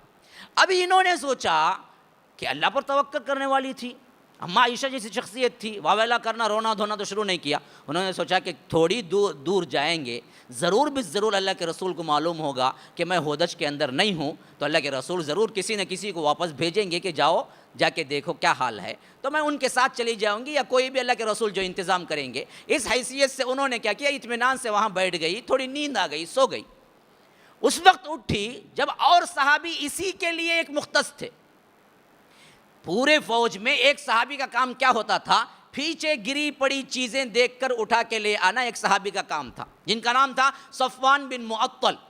اب وہ صحابی پورا قافلہ جانے کے بعد جب آئے، وہ دیکھا تو اماں عائشہ سو رہی تھی، پردے کا حجاب کا حکم نازل ہونے سے پہلے دیکھا ہوا تھا، تو انہوں نے کہا کہ اللہ سبحان اللہ، اتنی بڑی غلطی امہات المومنین میں سے ایک رہ گئی۔ تو یہ آواز صفوان بن معطل کے کانوں میں پڑی تو اماں عائشہ اٹھ گئی، اٹھتے ہی برابر نقاب کر لیا۔ اب انہوں نے یہ کیا کہ اماں جی میں اپنا اونٹ آپ کو دیتا ہوں، آپ سوار ہو جائیے، پھر اس کے بعد میں جہاں تک ہو سکے جلد سے جلد اللہ کے رسول کے قافلے میں آپ کو چھوڑ دیتا ہوں۔ تو انہوں نے اونٹ کو چھوڑ دیا، اماں عائشہ تیار ہو گئی، پھر اوپر بیٹھ جانے کے بعد وہ نکیل پکڑ کے چلتے رہے۔ اماں عائشہ کہتی ہیں کہ میں نے اس سے زیادہ راست باز انسان کسی کو نہیں دیکھا، کیونکہ ایک مرتبہ بھی مجھے پلٹ کے دیکھنے کی کوشش نہیں کی تھی صفوان بن معطل نے۔ تو پوری رات چلتے رہے، 2 پہر کا وقت ہوا، تب کہیں جا کے لشکر میں شامل ہوئے۔ اب لشکر میں جب شامل ہوئے، اس وقت معاملہ کیسے تھا، اونٹ پہ اماں عائشہ بیٹھی ہوئی تھی اور صفوان بن معطل نکیل پکڑ کے اندر داخل ہو رہے تھے لشکر میں۔ بدبخت عبداللہ بن ابی نے اسی وقت کیا کیا، ایک ہنگامہ کھڑا کر دیا کہ ارے ایک رات اماں عائشہ صفوان بن معطل کے ساتھ بتا کے آئی ہیں، اب یہ پاک نہیں رہی، زنا کی تہمت لگاتی۔ لیکن یہ اماں عائشہ کو معلوم نہیں تھا۔ اللہ کے رسول صلی اللہ علیہ وسلم حضرت عائشہ کو لے کے مدینہ پہنچے۔ مدینہ پہنچنے کے بعد معلوم ہوا کہ باہر کیا چرچا ہو رہی ہے، نبی کی بیوی پر زنا کی تہمت کی چرچا ہو رہی۔ اللہ کے رسول بڑے پریشان ہو گئے، بڑے پریشان ہو گئے۔ ایک ایک کو قریبی جو بھی تھے ان کو بلا کے پوچھتے تھے، عائشہ میں کوئی غلطی تم نے دیکھی؟ سب کہتے تھے کہ واللہ عائشہ تو معصوم ہے، کوئی غلطی ہم نے نہیں۔ ان کی جو خاص خادمہ تھی اماں عائشہ کی، اللہ کے رسول نے ایک مرتبہ ان کو بلایا، کہا کہ پوچھا کہ عائشہ میں تم نے کوئی غلطی دیکھی؟ تو اس خادمہ نے کہا کہ اللہ کے رسول بچی ہے چھوٹی، میں کوئی غلطی نہیں دیکھی سوائے یہ کہ کبھی کبھی روٹی پکانے کے لیے آٹا گوندتی ہیں اور نیند آ جاتی ہے، سو جاتی ہے، بکری آ کے کھا کے چلی جاتی ہے، یہی بہت بڑی غلطی جو ان کے پاس میں نے دیکھی، اس کے علاوہ تو کوئی غلطی میں نے نہیں دیکھی ان کے پاس۔ پورے 40 دن تک تقریباً اللہ کے رسول ہر ایک سے پوچھتے رہے بھائی میری بیوی میں کوئی غلطی تو دیکھی. اور یہاں پر یہ تماشا بنا ہوا تھا عبداللہ بن ابی نے کہ پورے زبانوں پہ یہی چرچا تھا کہ صفوان بن معطل سے کوئی غلط تعلق تھا حضرت عائشہ کا. حتیٰ کہ اتنا پروپیگنڈا کیا کہ اچھے صحابہ بھی آ گئے. بعض صحابہ کی زبان سے بھی نکل گیا کہ اماں عائشہ نے غلطی کر دی. اللہ کے رسول کو تب بھی غیب جاننے کا کوئی ذریعہ نہیں تھا. 40 دن ادھر سے ادھر پریشان رہے. خود ایک مرتبہ اماں عائشہ کے پاس آ کے بیٹھ کے بولے کہ عائشہ کچھ ہو گیا تو بولو میرے پاس, میں اللہ سے دعا کرتا ہوں. عائشہ کو اتنا غصہ آیا, کہا کہ میں کیا بولوں آپ کو, اگر میں کچھ بولوں گی تو آپ صحیح سمجھیں گے. آپ تو کیا دنیا کی باتوں کے جو لوگ کر رہے ہیں ان کی باتوں میں آپ آ گئے ہیں, مجھے بس گھر کو جانے کے لیے اجازت دیجیے. تو اللہ کے رسول نے کہا کہ چلی جاؤ. حضرت ابوبکر کے گھر میں آ کے دھائے رونا شروع کرتے. 15 دن روتی رہی. کہتے ہیں کہ ایک دانہ نہیں کھایا تھا میں اس وقت, ہٹ کے چمڑا بن گئی تھی, بال سب گر گئے تھے میرے, روتے. کیونکہ اللہ کے رسول بھی اعتماد نہیں کر رہے ہیں ابھی. لیکن غیب ڈھونڈنے کا کوئی مسئلہ نہیں تھا. اگر ہوتا تو اللہ کے رسول نہیں کر لیتے پہلے کہ اماں عائشہ سچی ہیں یا جھوٹی ہیں. رسول جیسی شخصیت اپنی بیوی کے معاملے میں تڑپ رہا ہے.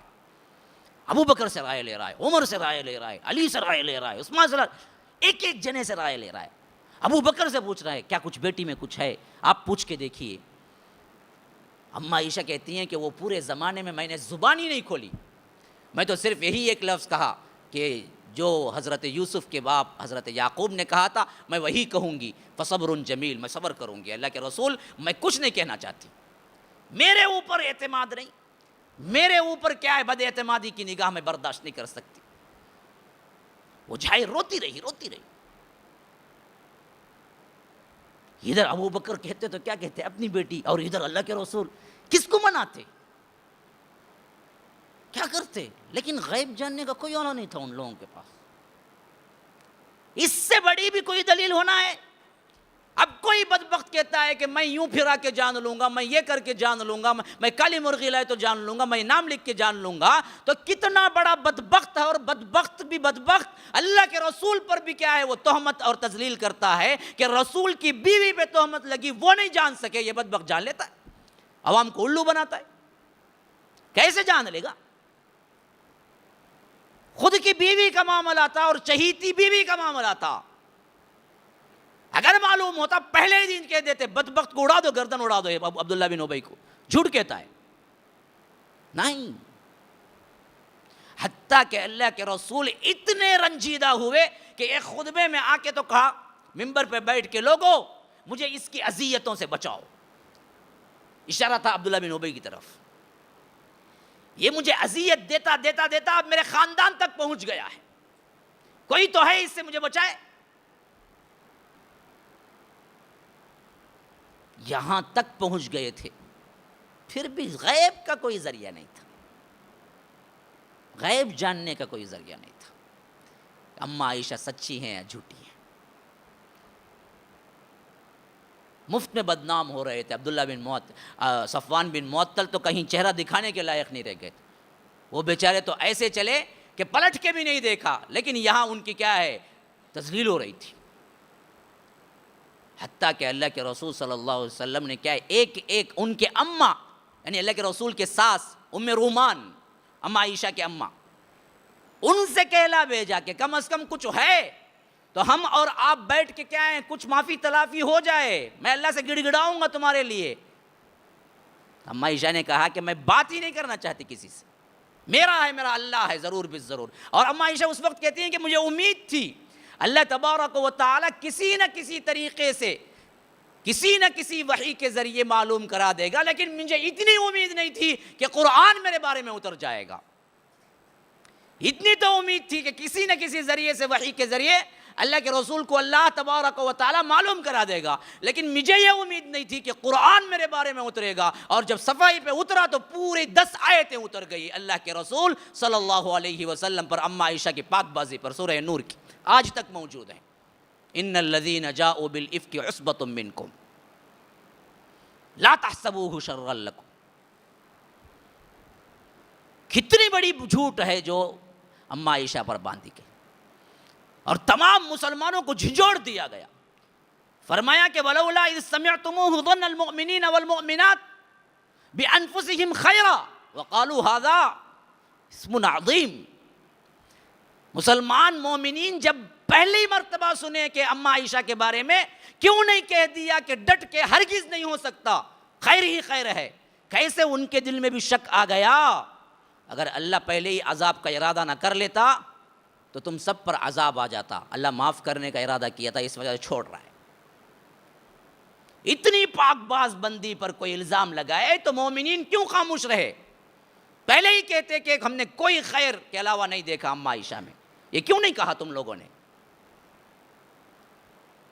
جب یہ 30 دن کے بعد ایک مرتبہ خود اماں عائشہ کہتی ہیں رضی اللہ عنہا، اللہ کے رسول پھر بڑے مایوس ہو کے گھر کے باہر کی باتوں سے تنگ آ کے بیٹھے ہوئے تھے. ام رومان ساس ادھر بیٹھی ہوئی تھی، ابو بکر سسرے ادھر بیٹھے ہوئے تھے اور اللہ کے رسول ادھر بیٹھے ہوئے تھے. اماں عائشہ رو رہے کہ برا حال تھا کہ اللہ کے رسول پوچھ رہے تھے کہ عائشہ اب بھی بتا دو کچھ ہو تو میں دعا کروں گا. تو عائشہ کہہ رہی ہیں کہ میں زار و قطار رو رہی تھی کہ اچانک اللہ کے رسول پر وحی کے آثار طاری ہوئے.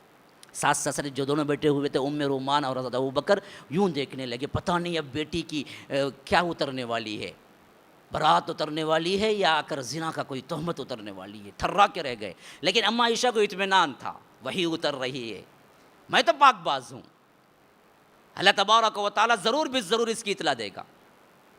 تو جیسے ہی یہ سورہ نور کی 10 آیتیں ختم ہوئی اور وحی کا نزول وہ کیفیت سے نکلے تو اللہ کے رسول نے کہا کہ عائشہ خوش ہو جاؤ، اللہ نے تمہاری براءت میں پوری 10 آیتیں اتاری ہیں. تو ام رومان جو ادھر بیٹھی ہوئی تھی ساس، کہا کہ عائشہ اٹھو، فوری طور پر اللہ کے رسول کا شکر ادا کرو. تو اماں عائشہ اتنے تعب میں تھی اس وقت، اتنے کٹھن مرحلے میں تھی، کہا کہ میں کیوں شکر ادا کروں، میں تو اللہ کا صرف کروں گی. انہوں نے بھی تو کیا ہے بدگمانی کی تھی میرے ساتھ، میں کسی کا نہیں کروں گی، میں شکر ادا کروں گی تو صرف اللہ کے کروں گی. پھر اس کے بعد وہ پوری آیتیں اللہ کے رسول پڑھ کے سنائے تھے.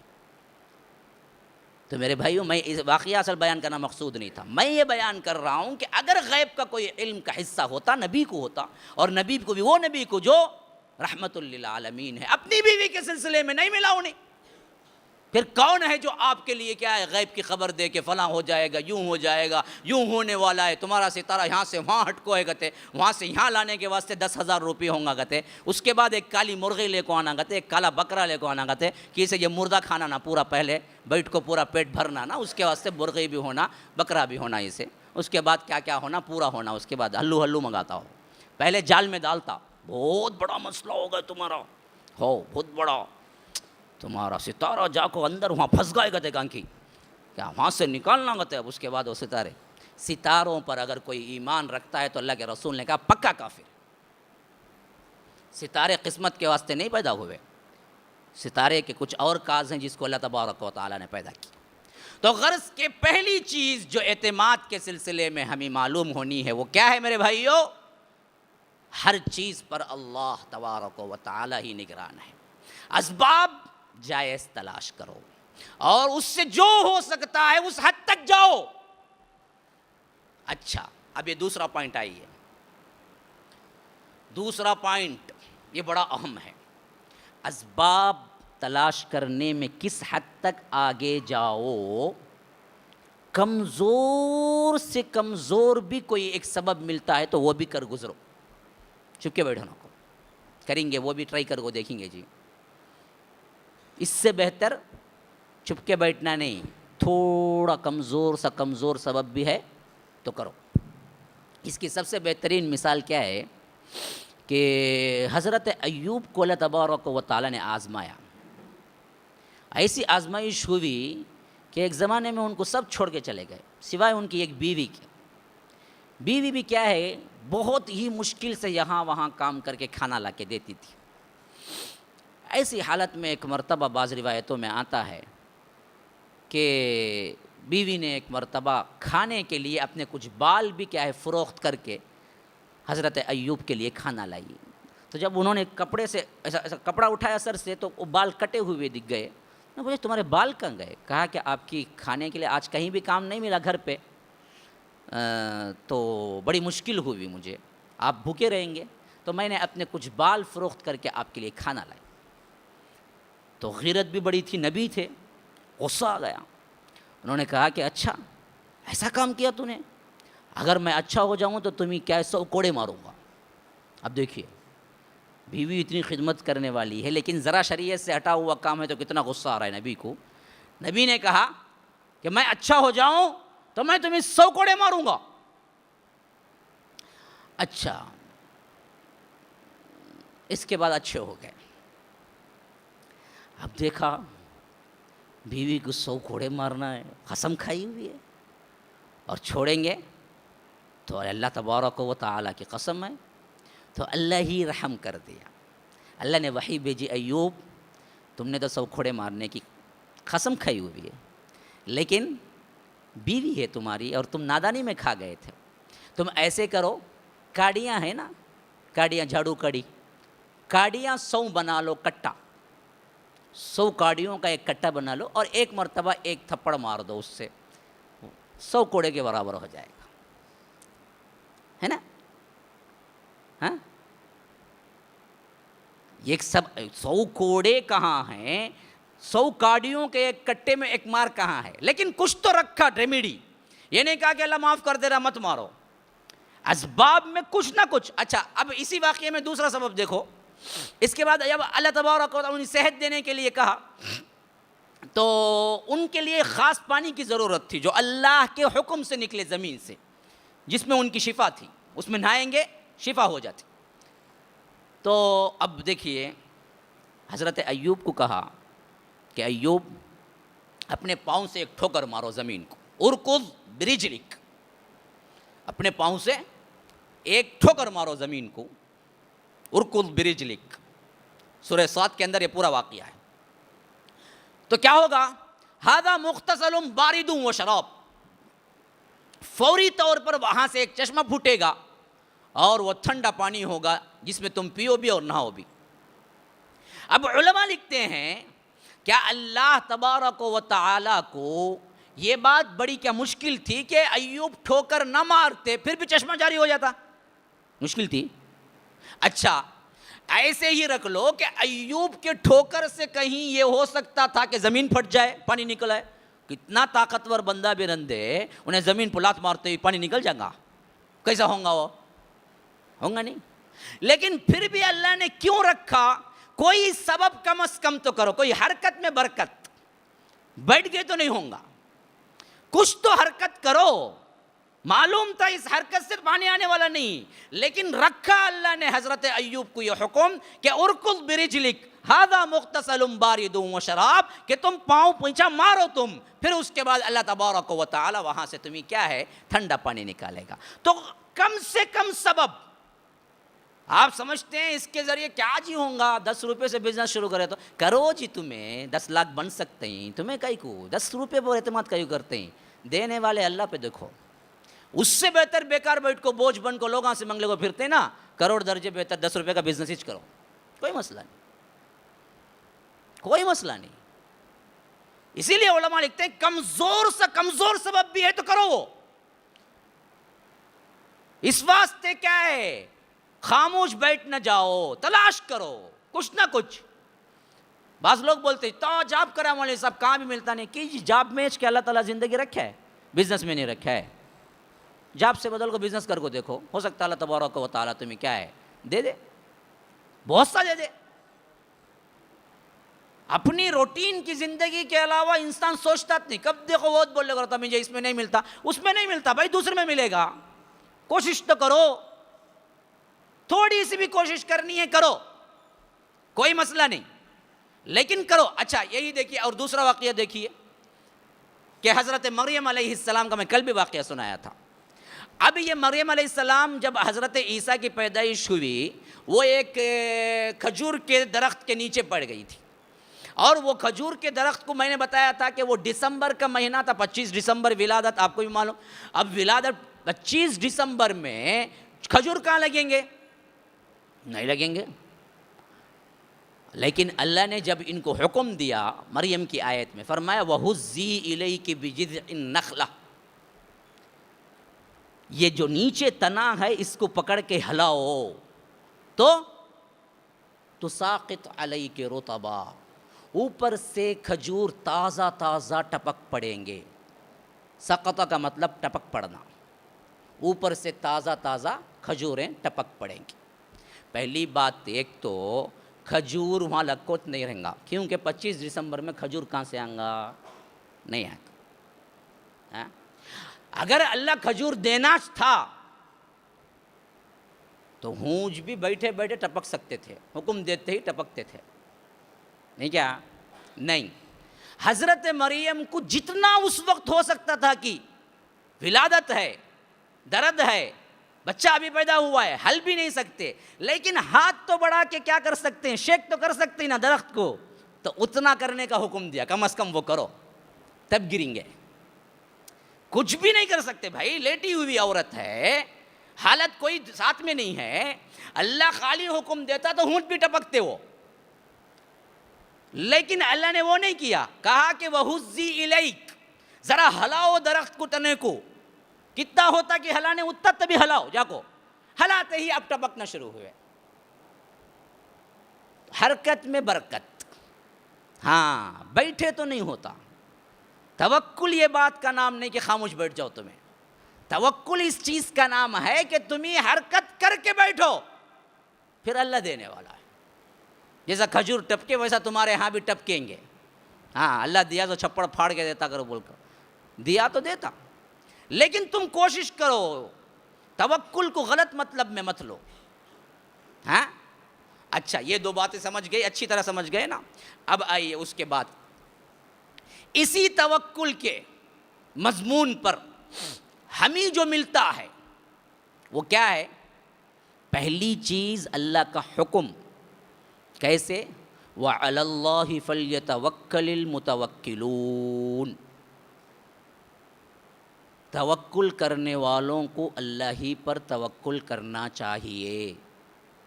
تو معلوم ہوا کہ مومنین جتنے بھی ہیں ان پر لازم ہے کہ وہ اللہ پہ توکل کرے. اس کے بغیر انسان ایمان سے نکل جاتا ہے. نمبر 2 سورہ انفال کی دوسری آیت، انما المؤمنون الذين اذا ذكر الله وجلت قلوبهم واذا تليت عليهم آياته زادتهم ایمانا وعلى ربهم يتوکلون.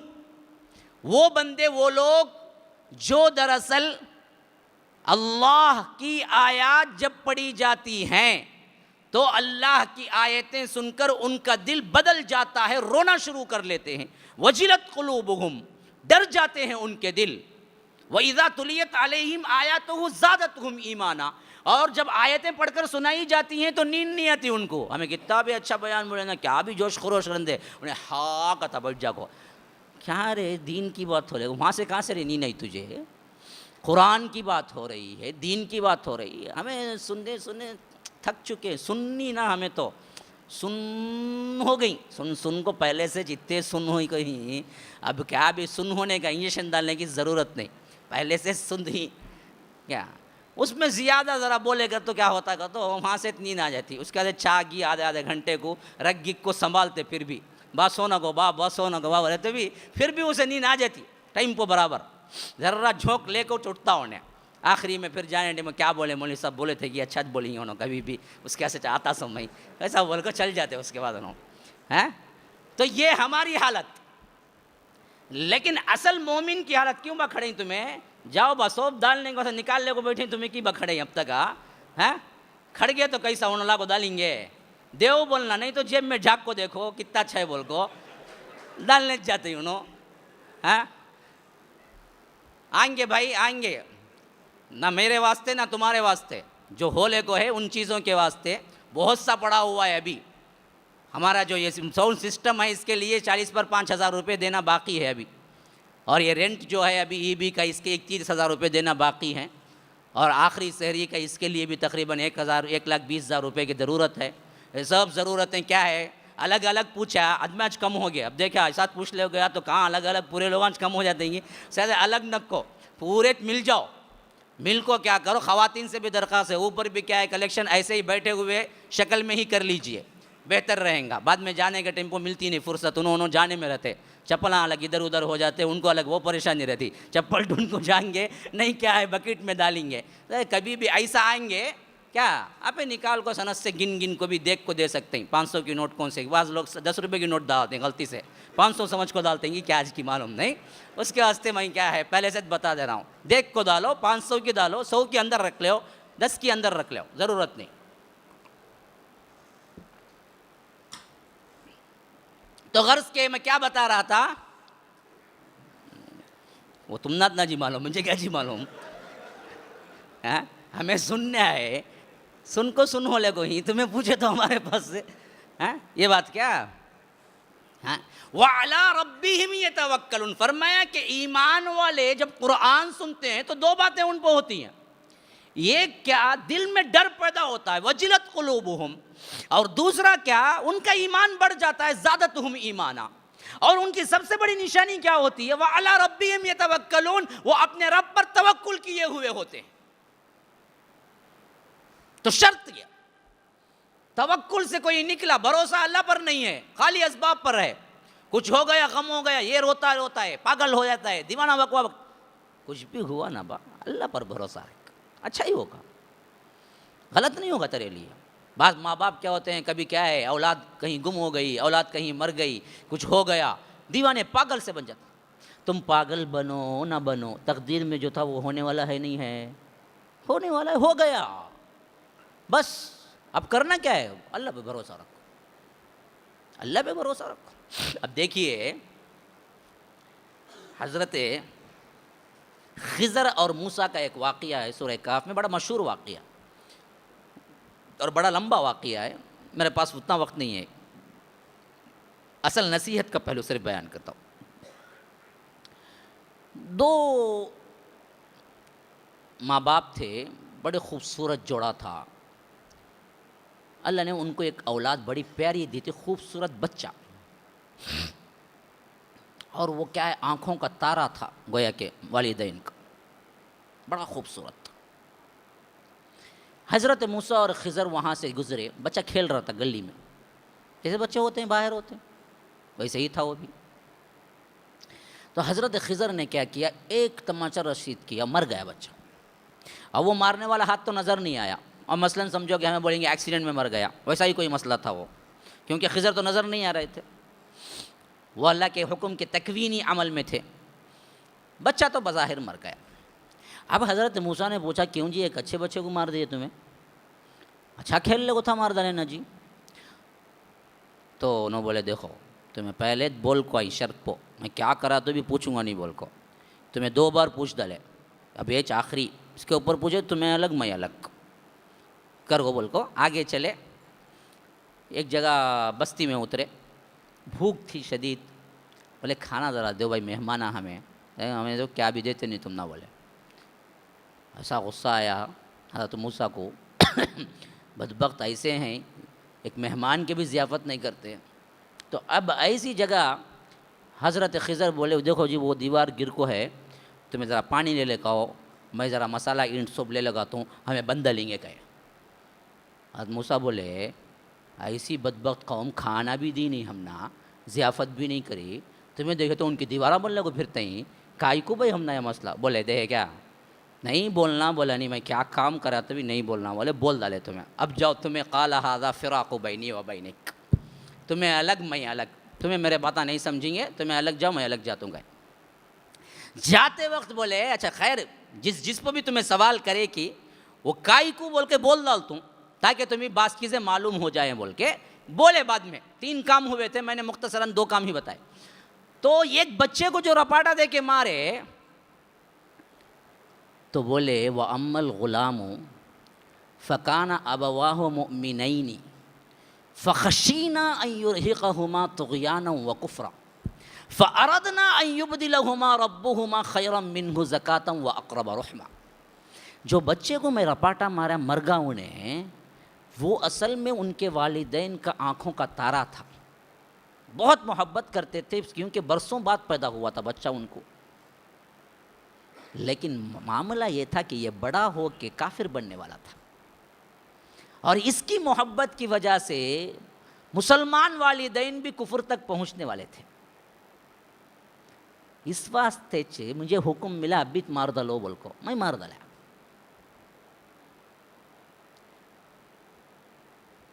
بظاہر کتنی بڑی برائی، اولاد لے لیا اللہ، لیکن اندر ان کے ایمان کی حفاظت کی تیاری ہو رہی ہے، نیک والدین کی.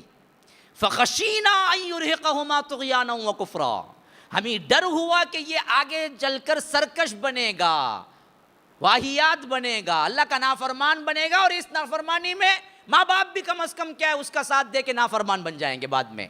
اس واسطے کیا ہے مجھے حکم ملا کہ میں ان کو مار دوں، تو ہم نے مار دیا. لیکن ان کے صبر کا پھل اللہ یہ دے رہا ہے کہ اب ان کو ایک اور بچہ دے گا. فَأَرَدْنَا أَن يُبْدِلَهُمَا رَبُّهُمَا خَيْرًا، ایک دوسری اولاد ان کو دے گا اللہ تبارک و تعالی. مِنْهُ زَكَاةً وَأَقْرَبَ رُحْمًا، وہ اس سے پیاری ہوگی اور وہ کیا ہے کئی انبیاء کی ماں بنے گی، عورت دے گا. اب اس واقعے سے بظاہر کیا معلوم ہوتا ہے؟ بات تو ہوئی تھی ایک برائی، لیکن بظاہر ہوئی تھی بہت بڑی اچھائی. ایک مرد بچے کو لیا اور اللہ نے ایک عورت بچی دی. یہ عورت بچی آگے چل کے بڑے بڑے انبیاء حضرت ایوب وغیرہ کی جو ماں ہے ان کے بارے میں آتا ہے کہ یہ وہی بچی تھی جو بعد میں والدین کو عطا ہوئی تھی. بظاہر تو کچھ ہمیں سمجھ نہیں، ایسے ہزاروں واقعات تمہارے اوپر بیتتے ہیں تمہیں پتہ نہیں ہوتا. تم دوڑ کے آتے بس مس ہو جاتی اور تمہاری انٹرویو غارت کام چلے گیا. کہ بس مل جاتی تھی تو بس تھا بھائی، مجھے اچھی نوکری مل جاتی. تم نہ معلوم نہیں وہ بس ملتی تھی، آگے جا کے ایکسیڈنٹ برج پہ سے گر کو پورے مر گئے، تمہیں بھی چل جاتے تھے وہاں. تم نہ آج نوکری گئی، زندگی تو باقی رہ گئی ہے، لیکن بعد میں تمہاری زندگی چل جاتی تھی. اسے مس ہوئی، وہ مس خود بخود نہیں ہوئی، باقاعدہ پلاننگ کے تحت مس ہوئی. اللہ مس کرایا تم نہ. توکل ایمان ہوتا تو بندہ مسلمان کیا کہتا؟ او بھائی میں کوشش کیا لیکن نہیں ملے، کوئی اللہ کا خیر رہے گا اس میں برابر. یہ بات ہے اصل کرنے والی بات. جو بھی ہاتھ سے چھوٹا مسلمان بندہ کیا کہتا؟ ہاں بھائی کوشش تو کیا میں، نہیں ملا، تقدیر میں نہیں ہے، شاید اللہ کوئی خیر رکھا ہوگا اسی وجہ سے نہیں ملا. اللہ جو بھی کرتا میرے لیے اچھا ہی کرے گا، بس مسئلہ ختم. وہاں سے دکھ درد سب بھول گیا ہو، جو ہوا ٹھیک ہوا. تو یہ اس کا سب سے بڑا فائدہ ہے. اب آئیے چند واقعات بھی دیکھیں کہ توکل کے سلسلے میں کیسے اللہ کے رسول صلی اللہ علیہ وسلم نے ریاکٹ کیا ہے، کیسے کیا ہے. اللہ کے رسول صلی اللہ علیہ وسلم 13 سال مکے میں گزارے. مسلمان 500 سے زیادہ نہیں، 500. حتیٰ کہ 10 نبوت میں طائف بھی گئے، وہاں تو کوئی ایک بندہ بھی مسلمان نہیں ہو، ایک بھی. پھر اللہ کے رسول کوشش کرتے رہے، یہاں تک کہ کوئی امید نہیں تھی یہ لوگ مسلمان ہوں گے.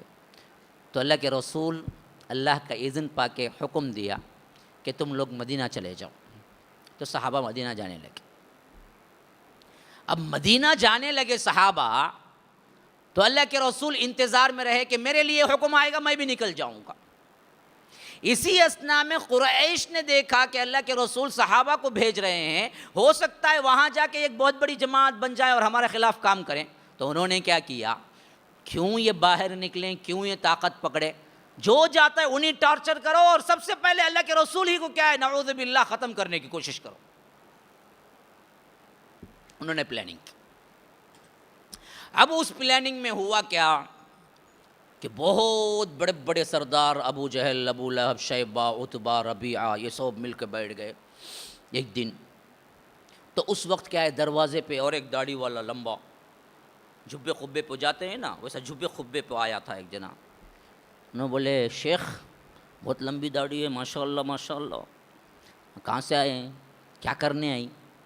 انہوں شیخ صاحب بولے میں نجد سے آیا ہوں بھائی، تمہارا میٹنگ کا سنا تھا، ذرا میٹنگ میں بھی بیٹھ کے جاؤں گے بول کے آیا. اچھا آ جاؤ. ابو لہب پہلے بلا لیا, آؤ بیٹھو بیٹھو.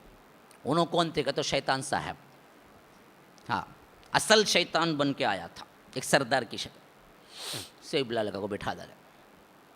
اب میٹنگ شروع ہوئی. ولید بن مغیرہ, شیبہ, عتبہ, ایک ایک سے پوچھا گیا, بڑے بڑے. ولید بن مغیرہ تو بہت عقل مند آدمی تھا, بہت عقل مند, حضرت خالد بن الولید کے باپ ہے ولید بن مغیرہ, لیکن ایمان نہیں لایا. تو اس نے کہا کہ بھائی دیکھو, یہ پورا فتنہ فساد کی جڑ جو ہے یہ اللہ کے رسول ہے. یہ آئے ہمارے اندر پھوٹ پڑی, یہ آئے ہمارے اندر دشمنیاں پڑی. اب اس کا واحد ایک ہی حل ہے, ہم ان کو ختم کر دیں, مسئلہ یہ ختم, مسلمان ٹھنڈے پڑ جائیں گے. کتنے دن رہیں گے اس کے بعد؟ تو حضرت شیطان بڑی داڑھی والے اٹھے, نہیں نہیں نہیں, یہاں پہ غلط بولتے ہیں. ارے کیا کیا جی غلط؟ ان کو تمہیں کہتے بھی ٹچ کرے بولو, کل کے دن کیا ہوں گا, پورے مسلمان طاقت پکڑ لیں گے اور اس کے خلاف بدلہ لینے مدینے کے لوگ بھی آ جائیں گے بعد میں. ہو سکتا ہے وہ لڑائی میں تمہیں کیا ہے شکست بھی ہو جائے, بعد میں اسلام کا غلبہ ہو جائے. یہ برابر نہیں تمہیں بولتی سو. تو اور ایک جنا اور ایک بولا, اور ایک جنا اور ایک بولا. انہوں حضرت شیطان اٹھ کو بولتے تھے, نہیں تمہارا بھی مشورہ برابر, تمہارا بھی برابر, تمہارا بھی برابر, تمہارا بھی برابر. آخر کار ابو جہل اٹھ کو بولا, وہ بولے حضرت شیطان, ہاں وہ شیطان یہ شیطان برابر ہے, تمہارا مشورہ برابر لگتا ہے. انہیں کیا بولا گا؟ تو جتنے عرب کے قبائل بڑے بڑے لوگ ہیں کہ سردار سب مل جائیں گے, 18 گروپ کے کی تھے, 18 کے 18 لوگ مل جائیں گے, ایک کی تلوار رکھ لیں گے, 18 ابھی پکڑ لیں گے وہ تلوار کو, ملک کو ایک کش مار ماریں گے. اب ایسا قتل کرے تو کس کس سے لڑیں گے یہ لوگوں کو؟ کیونکہ ہر قبیلے کا فرد شامل ہے, 18 قبائل سے لڑ نہیں سکتے کوئی بھی.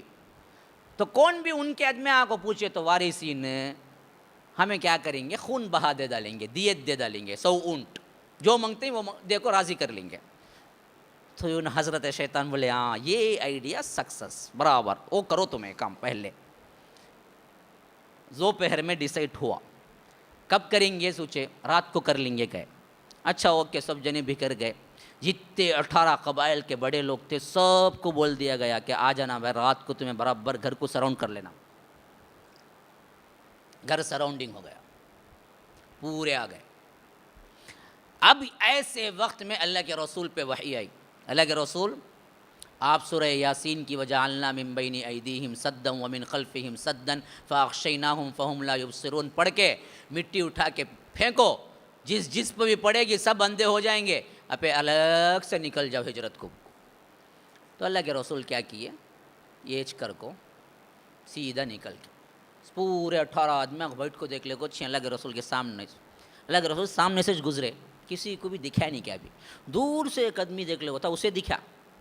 انہیں آہستہ چل لے گا, کائی کو جی رات میں اتنی رات کو یہاں کھڑ نہیں تم لگا, کیا ہوگا تم لگا کو. اگر پوچھا ہمیں مارنے کھڑے ہیں, تو اللہ کے رسول کو ابھی نکل کو گئی نہیں انہوں, اب نکلیں گے. سحر کے وقت نکلتے کبھی بھی نماز تہجد پڑھنے کے واسطے آتے کعبۃ اللہ میں.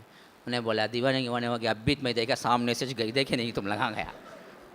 ارے کیا رے بولتا ہے تو, ہاؤ بھائی میں دیکھا جی, انہوں گئے تم لگا دیکھے نہیں دستا, کیا ہوگا معلوم نہیں. تو اللہ بولے اچھا اچھا ویسا گی, ٹھہرو دیکھیں. اگر بول کو پردہ کھڑکی تھی ایک, وہ کھڑکی اٹھا کو دیکھے. تو اللہ کے رسول جانے کے وقت کیا کرے, حضرت علی ساتھ میں سوتے تھے, ان کو بولے میری چادر, ایک ان کی سبز رنگ کی ایک چادر تھی جو اللہ کے رسول اوڑھ کے سوتے تھے. بولے کہ علی یہ اوڑھ کے تمہیں سو جاؤ, یہاں اچھی میٹھی نیند آنگی, سو کو صبح کو اٹھ کو, کون کون میری امانت میرے پاس دیکھو ہے کہ وہ سب جا کو دے ڈال کو, تمہیں الگ سے ساتھ میں بعد میں آ جانا ہجرت کو, بول کے اللہ کے رسول چلے گئے. تو ان لوگ کھڑکی اٹھا کے دیکھے تو اللہ کے رسول کی چادر میں برابر ایک جنا سولے کو ہے. بولے اے تو دیوانہ رہے, تو کیا رہے بولا, تو دیکھ اندر ہی سولے کو ہی دیکھنا. انہوں نے بولا میں مانو تبھی نکو تبھی جی, میں دیکھا کیا سے گئے یہاں سے اچھے, تمہیں بولتے اندر سوتے ہی, چھوڑو میں کیا کر سکتا ہوں, چلے گا انہیں. تو انہوں انتظار کر لے وہ بیٹھ کے, کرے کرے کرے کرے کرے کرے اللہ کے رسول سحر کو نکلتے سو, صبح صادق ہوگی, کاذب ہوگی, پھر اس کے بعد فجر ہوگی اور سورج بھی طلوع ہوگا, کوئی بھی نہیں نکلا. ایک یار کوئی بھی نکلا ہے نہ, بول کو اندر جاؤ, مار کو توڑ کو دیکھو, نکالے تو اندر سے تلی نکلتی. کیا جی ہوا تم لوگوں کو, میں اچھا سو لیتا, کہیں جھوٹا تمہیں. وہاں سے ان کو غصہ آیا, پوری پلاننگ چوپٹ. تو ابو جہل ابو لہب بولے پہلے کہاں تبھی گئیں گا تو ان کے دوست کنیج گریں گے, ابو بکر گھر جائیں گے، سب کو معلوم ہے، دشمن کو بھی معلوم اللہ کے رسول کا دوست کون، ابو بکر. یہ بدبخت شیعوں کو نہیں معلوم اللہ کے رسول کے دشمن کون کا، تو ابو بکر بولتے. ان کو یہ کتنی معلوم 1400 سال بعد. یا ابو جہل ابو لہب کو بھی معلوم دوست کون کہاں جائیں گے انہوں کا، تو ابو بکر کا نہیں جائیں گے بول کے ان کو معلوم. ایسے جگری یار دو دشمن بھی مانتا ہے ان کے ساتھ رہیں گے. آج کا ایک دشمن نکل کو بولتا نہیں کہتے دشمنی اندر سے کر لے اتھے سکتے چپ کے اوپر بتا سکتے دوستی انہیں جان لیا کرتے آج کو. اچھا خیر تو نکل کو سیدھا گئے. وہاں حضرت اسما دروازہ کھولے، ان کی بیٹی اماں عائشہ کی بڑی بہن، 10 سال ڈیفرنٹ تھا دونوں کو، حضرت اسما کو بھی حضرت عائشہ کو، 10 سال بڑی تھی حضرت اسما. تو وہ دروازہ کھولے، کہاں جی ابو، معلوم نہیں، جھوٹ نہیں بولے انہوں، ان کو بھی معلوم نہیں تھا. ابو بکر بول کو نہیں گئے تھے کہاں جاتے ہیں بول کو، ہاں معلوم نہیں. ایک تھپڑ مارا جس سے ان کی کان کی بالیاں نیچے گر گئی. اسی سے کیا ہے ہمیں معلوم ہوتا ہے کہ عورتیں بالیاں پہن سکتی ہیں، کان چھید سکتی ہیں، بالیاں پہن سکتی ہیں، کیونکہ صحابیات میں بالیاں پہننے کا رواج تھا. لیکن ناک چھیدنے کے بارے میں کوئی صحیح حدیث نہیں ہے. ناک میں پھلی ڈالتے نا عام طور پر، وہ جو ہے نا وہ کوئی حدیث صحیح حدیث میں نہیں ہے. ناک چھیدنے کے بارے میں کہیں بھی نہیں آیا ہے ذکر، کان چھیدنے کے بارے میں آیا ہے. تو وہاں سے کیا کرا انہیں، دوڑ لگایا، کہاں گئے رہیں گے وہ.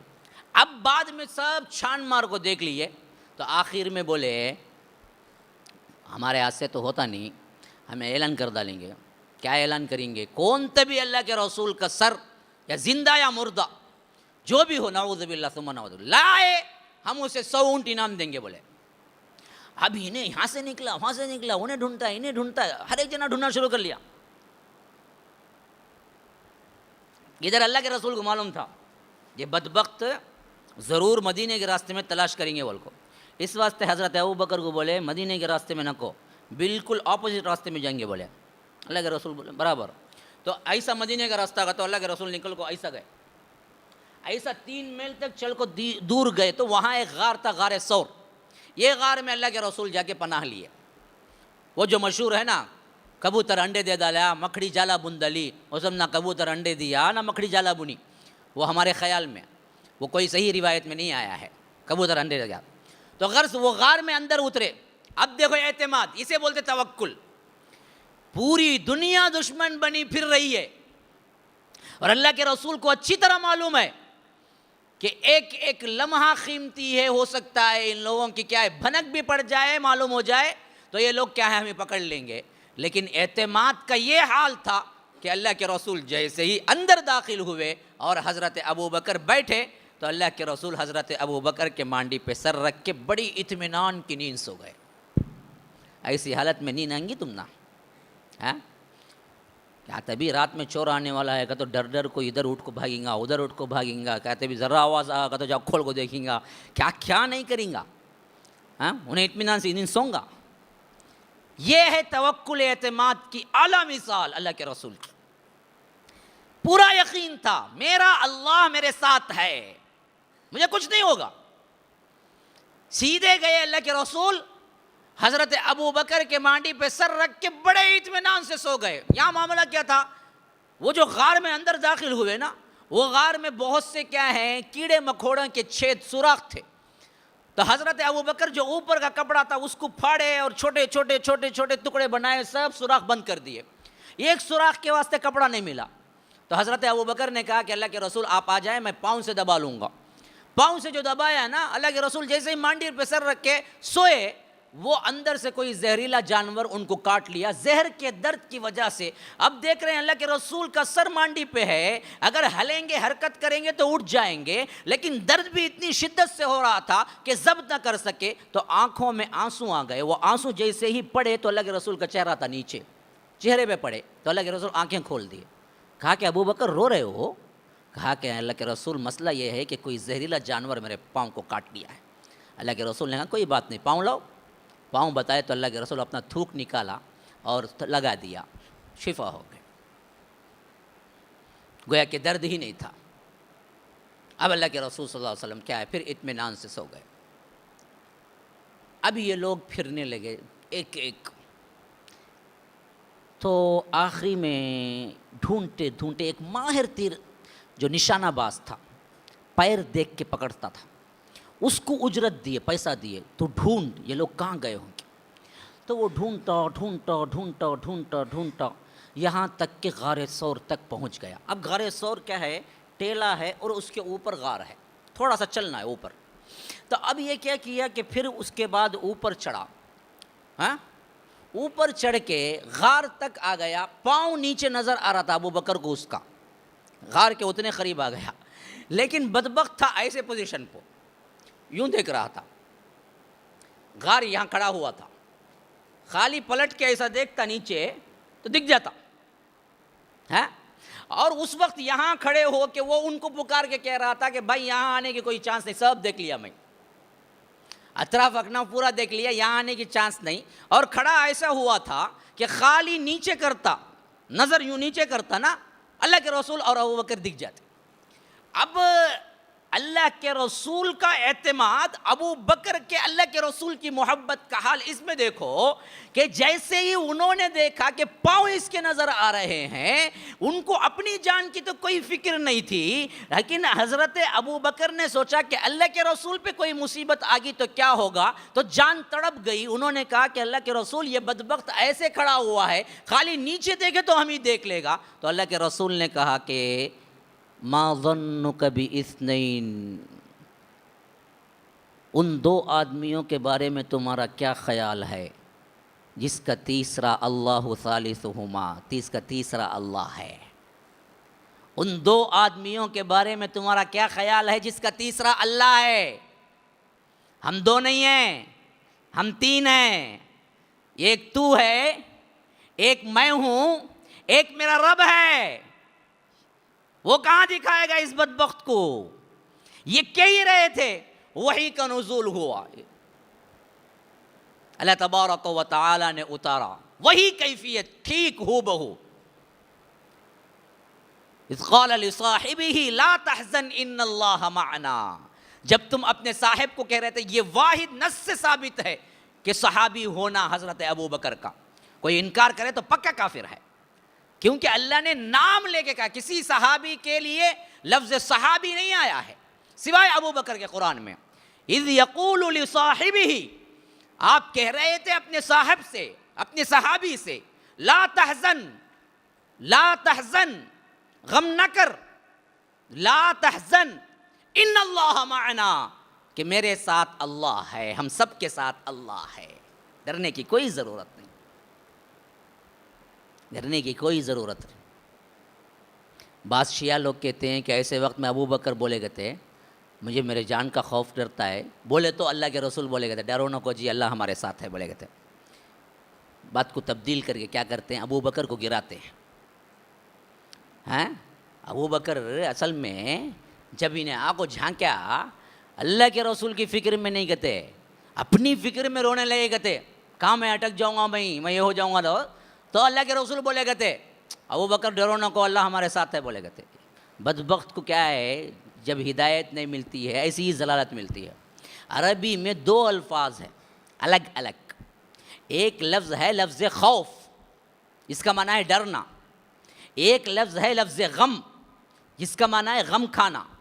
اور جو ڈرتا ہے نا وہ اصل میں اپنے آپ کے لیے ہوتا ہے، غم ہے نا دوسروں کے لیے ہوتا ہے. ہاں تمہیں کیا بولتے، مجھے تمہارا بڑا غم ہے جی. دوسروں کے درد کو غم کہتے ہیں. اپنے واسطے ہونا وہ غم نہیں ہوتا، وہ ڈر ہوتا ہے. ڈر، میں میرے بارے میں بہت ڈرتا ہوں بھائی، کہتے بھی ہو جائیں گا کہ مجھے. اپنے بارے میں بولے تو ڈر بولتا انسان، دوسروں کے بارے میں بولے تو غم بولتا. تو حضرت ابو بکر اگر واقعتاً ڈرے ہوتے تو اترنا آیت کیا تھی، اذ یقول لصاحبہ لا تحزن، نہیں لا تخوف ان اللہ معنا، ڈرو نہیں اللہ ہمارے ساتھ ہے. نہیں، ابو بکر کو اپنا ڈر ہی نہیں تھا، پورا غم تو رسول کا کھائے جا رہا تھا. تو اللہ نے کہا لا تحزن، رسول کے غم کو فکر کرو نہ کو تمہیں، میں ہوں نا ساتھ میں، ان اللہ معنا، میں ساتھ میں ہوں. تو غم تو دوسروں کا ہوتا ہے، ڈر اپنا ہوتا ہے، حالانکہ ڈر دوسروں کا بھی ہوتا ہے لیکن زیادہ تر، اسی وجہ سے اللہ نے کیا ہے ڈر ہی کو نکال دیا، لا تخف نہیں بولا، لا تخف نہیں بولا، لا تحزن بول دیا۔ ابو بکر کو اپنی جان کا کوئی ڈر ہی نہیں تھا، جو بھی تھا رسول تمہارا غم کھائے جا رہا تھا، تو ابو بکر کو دلاسا تھا کہ ابو بکر تمہیں غم کھانے کی ضرورت نہیں، میں دیکھ رہا ہوں نا میرے حبیب کو، کچھ نہیں کر سکے گی۔ اعتماد کی یہ مثال ہے ہجرت نبوی کے زمانے میں۔ بنو مستلق کا 5 ہجری کا واقعہ ہے، اللہ کے رسول اپنی فوج لے کے آ رہے تھے، بہت تھکے ماندے، رات بھی چلے دن بھی چلے، تو جیسے ہی اترے صحابہ کیا کیے، اپنے اپنے جگہ جہاں جہاں درخت سائے دیکھے پڑے سو گئے۔ اللہ کے رسول بھی تنہا رہ گئے، اللہ کے رسول بھی کیا کیے اپنے خیمے میں جا کے سو گئے، اور ذرا استراحت کی حالت میں اپنی تلوار نکالی، ایک کھونٹی تھی وہاں لٹکا دی اور آرام سے نیند۔ اب ایسے میں دشمن کا ایک آدمی پیچھا کرتا ہوا آ رہا تھا، وہ پتہ نہیں تھا، اور وہ اللہ کے رسول کے خیمے میں داخل ہو گیا۔ دیکھا تو اللہ کے رسول سو رہے ہیں، پاس میں کوئی ہتھیار بھی نہیں ہے اور وہاں تلوار لٹک رہی ہے۔ بڑا خوش ہوا اور وہ تلوار نکال لیا، تلوار نکال کے چیخا، محمد من یمنعک منی صلی اللہ علیہ وسلم، اے اللہ کے رسول، اے محمد صلی اللہ علیہ وسلم، آج آپ کون بچائے گا مجھ سے؟ اب میں آپ کو مارنے والا ہوں، کوئی نہیں ہے اس پاس میں، اندر کیا ہو رہا ہے کسی کو معلوم نہیں۔ صحابہ سب تھکے ماندے تھے، جہاں جہاں جگہ ملی وہاں پڑے سو گئے۔ اللہ کے رسول اپنے خیمے میں آئے، سو گئے، اور یہ بدبخت اکیلے میں اندر آیا، سوتے وقت وہ بھی سب سو رہے ہیں، اور تلوار کھونٹی سے نکالی اور کہا کہ اب کون بچائے گا مجھ سے، بتاؤ۔ توکل کی انتہا دیکھو اس وقت۔ اللہ کے رسول نے پڑے پڑے جواب دیا، اللہ، نہ کوئی پریشانی، نہ اٹھنا، نہ بھاگنا، کہا کہ اللہ، بس یہ لفظ سننا تھا کہ اس کا ہاتھ تھر تھرایا، تلوار نیچے گر گئی۔ لفظ اللہ میں بہت کمال ہے، ہاں ہم نہیں پکارتے۔ ہاتھ تھرایا، تلوار نیچے گری، اللہ کے رسول تلوار اٹھا لیے، بولے کہ اب مجھ سے تجھے کون بچائے گا؟ انہیں ہاتھ جوڑ دیا، اپیچ، اللہ کے رسول آپ بچائے تو بچائے، نہیں تو گیا میں پانی میں۔ تو اللہ کے رسول مسکرا کے پوچھے، اسلام قبول کرتا ہے؟ نہیں، اسلام سب قبول کرتا نہیں، دیہاتی تھا۔ بولا کہ اسلام نے قبول کرتا۔ تو اللہ کے رسول بولے، جا معاف کیا، جا معاف کیا۔ یہ تھے رحمت للعالمین۔ صحابہ دوڑتے ہوئے آئے، کیا ہوا اللہ کے رسول؟ کہا کہ جو بیٹا ہوا ہے نا، ابھی تھوڑی دیر پہلے تلوار اٹھا کے پوچھ رہا تھا کہ کون بچائے گا، میں بولا اللہ، تلوار نیچے گر گئی، اب میرے ہاتھ میں تلوار ہے، میں پوچھ رہا ہوں اس کو کون بچائے گا؟ صحابہ کوئی ایکشن لینے کے ارادے سے اٹھے تو کہا کہ نہیں، میں معاف کر چکا ہوں، جانے دو، کوئی مسئلہ نہیں۔ وہ شرمندہ اٹھ کے چلا گیا۔ اعتماد اس کو کہتے ہیں، توکل یہ ہے جب اسباب ٹوٹ جائیں، یہ سب میں نے جو پہلے بتایا تھا وہ نارمل حالات ہیں، ایسے حالات کریٹ ہوں جب اسباب ٹوٹ جائیں، انسان بالکل ہی شرمندہ پریشان ہونے کی ضرورت ہے، فوراً وہ اسباب اللہ سے لگا لے، کہے کہ اللہ تو ہے نا جی۔ ہاں، حالات ایسے اچانک پیش آئیں کہ آپ کو کیا نہیں ہے، اس کا احساس ہی نہیں ہے، ایسی حالت میں پھنسیں، تو اعتماد کی یہ کیفیت ہونی چاہیے ایمانداروں کی کہ وہ کہے اللہ ہے نا میرے ساتھ، وہ چھوڑ دے گا کیا؟ اللہ ہے نا، چھوڑ دے گا وہ؟ یہی وہ واقعات ہیں جو غیروں کو بدل کے رکھ دیے۔ ہمارے اسلاف میں بھی، صحابہ میں بھی، سلف الصالحین میں بھی ہزاروں ایسے واقعات ہیں جو اب نارملٹی کے اوقات میں ایسے کرشمے دکھائے ہیں کہ تمہاری عقلیں دنگ رہ جائیں گی۔ اس وقت بھی انسان ایسا اعتماد کرتا ہے۔ حضرت ابراہیم علیہ السلام کو آگ میں ڈالنے کے لیے بہت دن آگ سلگائی گئی، بہت دن، بھڑکا بھڑکا بھڑکا بھڑکا بھڑکا، بہت اونچی آگ ہو گئی۔ اب مسئلہ یہ پیش آیا کہ کیسے ڈالیں گے، کیونکہ قریب جائیں گے تو وہ بھی جل جائے گا، اتنی بڑی آگ تھی۔ تو اسی وقت انہوں نے منجنیق تیار کی تھی۔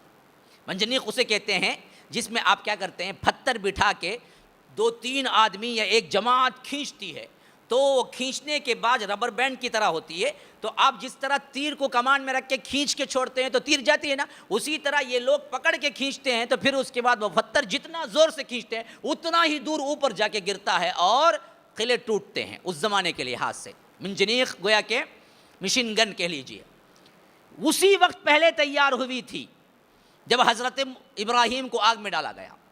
تو لوگوں نے منجنیق تیار کی اور اس میں جہاں پتھر رکھا جاتا ہے وہاں ابراہیم علیہ السلام کو بٹھایا، اور لوگ سب مل کے کھینچے اور چھوڑا تو وہ اچھل کے وہاں سے نکل کے آتے آتے آگ میں گرے، بہت دور سے پھینکا گیا۔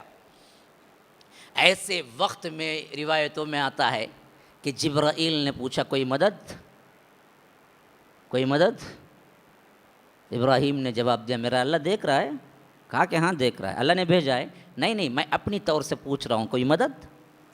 کہا کہ نہیں، اللہ راضی ہے تو میں راضی ہوں، وہ بچا لے گا۔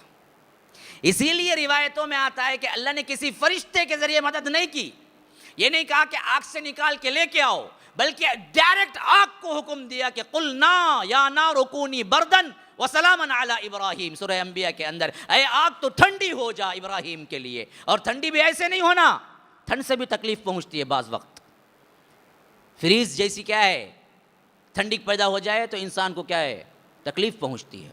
تو ٹھنڈی کا معنی یہ نہیں کہ فریز ہو جائے تو ابراہیم کو میں نے نقصان پہنچے گا، نہیں، یہ بھی نہیں ہونا، سلامتی کے ساتھ ٹھنڈی ہو جائے، نارمل ٹیمپریچر پر ہے، روم کا ٹیمپریچر برابر ہے، اس سے زیادہ ٹھنڈا نہیں ہونا، فریج کا ٹیمپریچر برابر نہیں ہے۔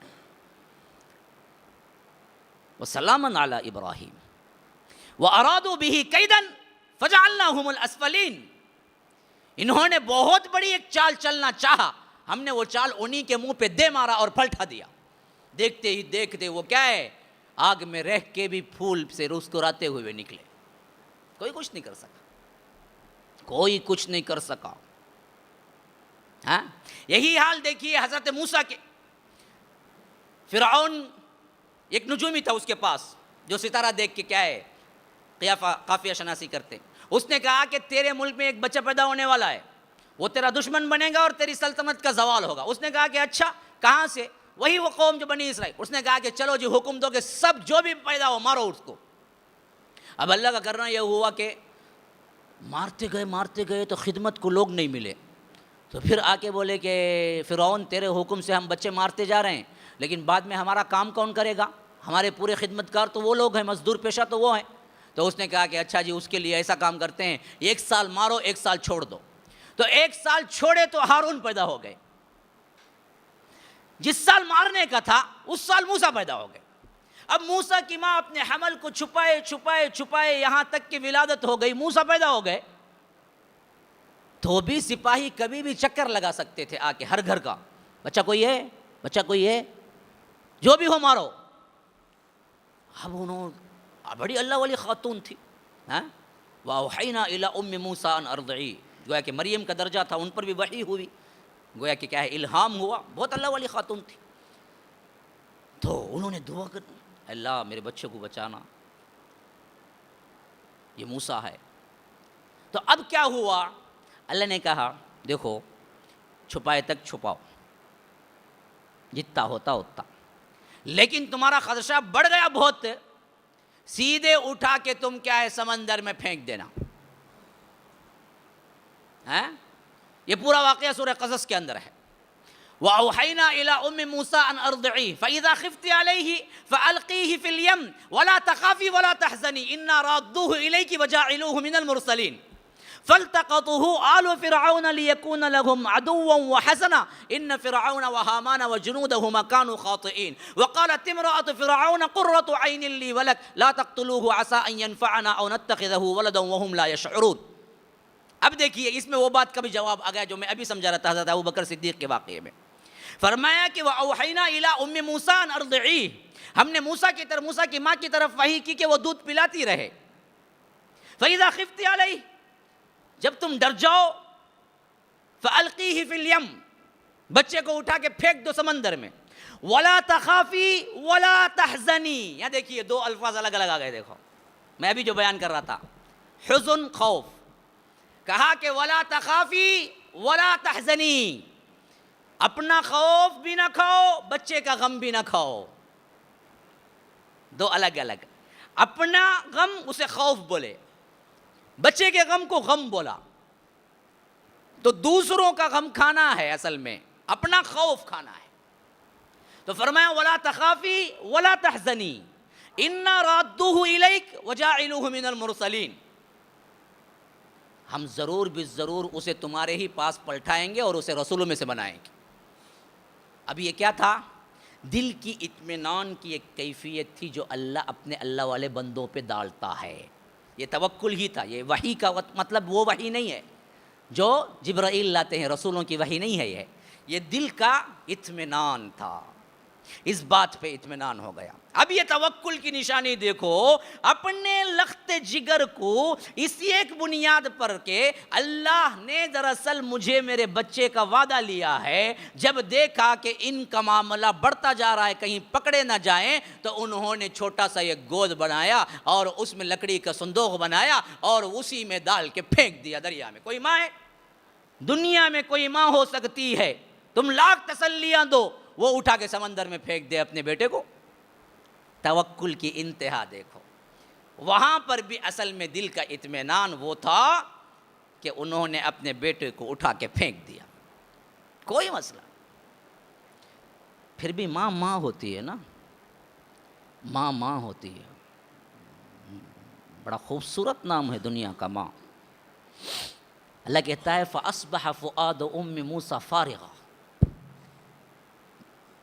اٹھا کے پھینکنے کے بعد اپنے بچے کو موسیٰ کی ماں ہر کام سے بیزار ہو گئی، فارغ ہو گئی، خالی فکر کھائے جا رہی تھی موسیٰ کی.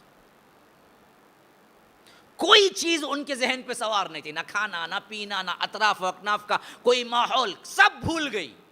فَأَصْبَحَ فُؤَادُ أُمِّ مُوسَىٰ فَارِغًا، دل پورا موسیٰ کے لیے فارغ ہو گیا.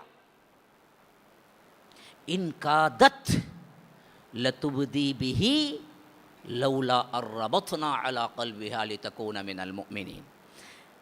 اتنی بے چین ہوئی کہ اگر ہم ان کے دل کو اعتماد نہ بخشتے موسیٰ کی ماں کو، یہ خود جا کے فرعون کو بول دیتی میرے بچے کو اٹھا کے میں پھینک دی، اللہ کے لیے بچا لو. وہاں تک ان کا دت لتبدی بھی، دل پھٹ پڑتا ان کا. لولا الربطنا على قلبها، اللہ نے ان کے دل کو تھام لیا، روک دیا، اعتماد توکل بخش دیا. تو وہ پھر استحکام سے بیٹھ گئی، نہیں کچھ بھی ہو نہیں بولوں گی، یہاں تک کہ اللہ نے کیا ہے ذریعہ نکال دیا دوسرا.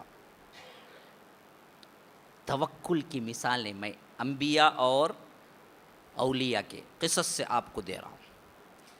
تو یاد رکھو یہ اوپر جو احکامات بولا ہوں وہ نارمل حالت میں ہے. اب یہ جو بتا رہا ہوں یہ اب نارمل حالت میں ہے.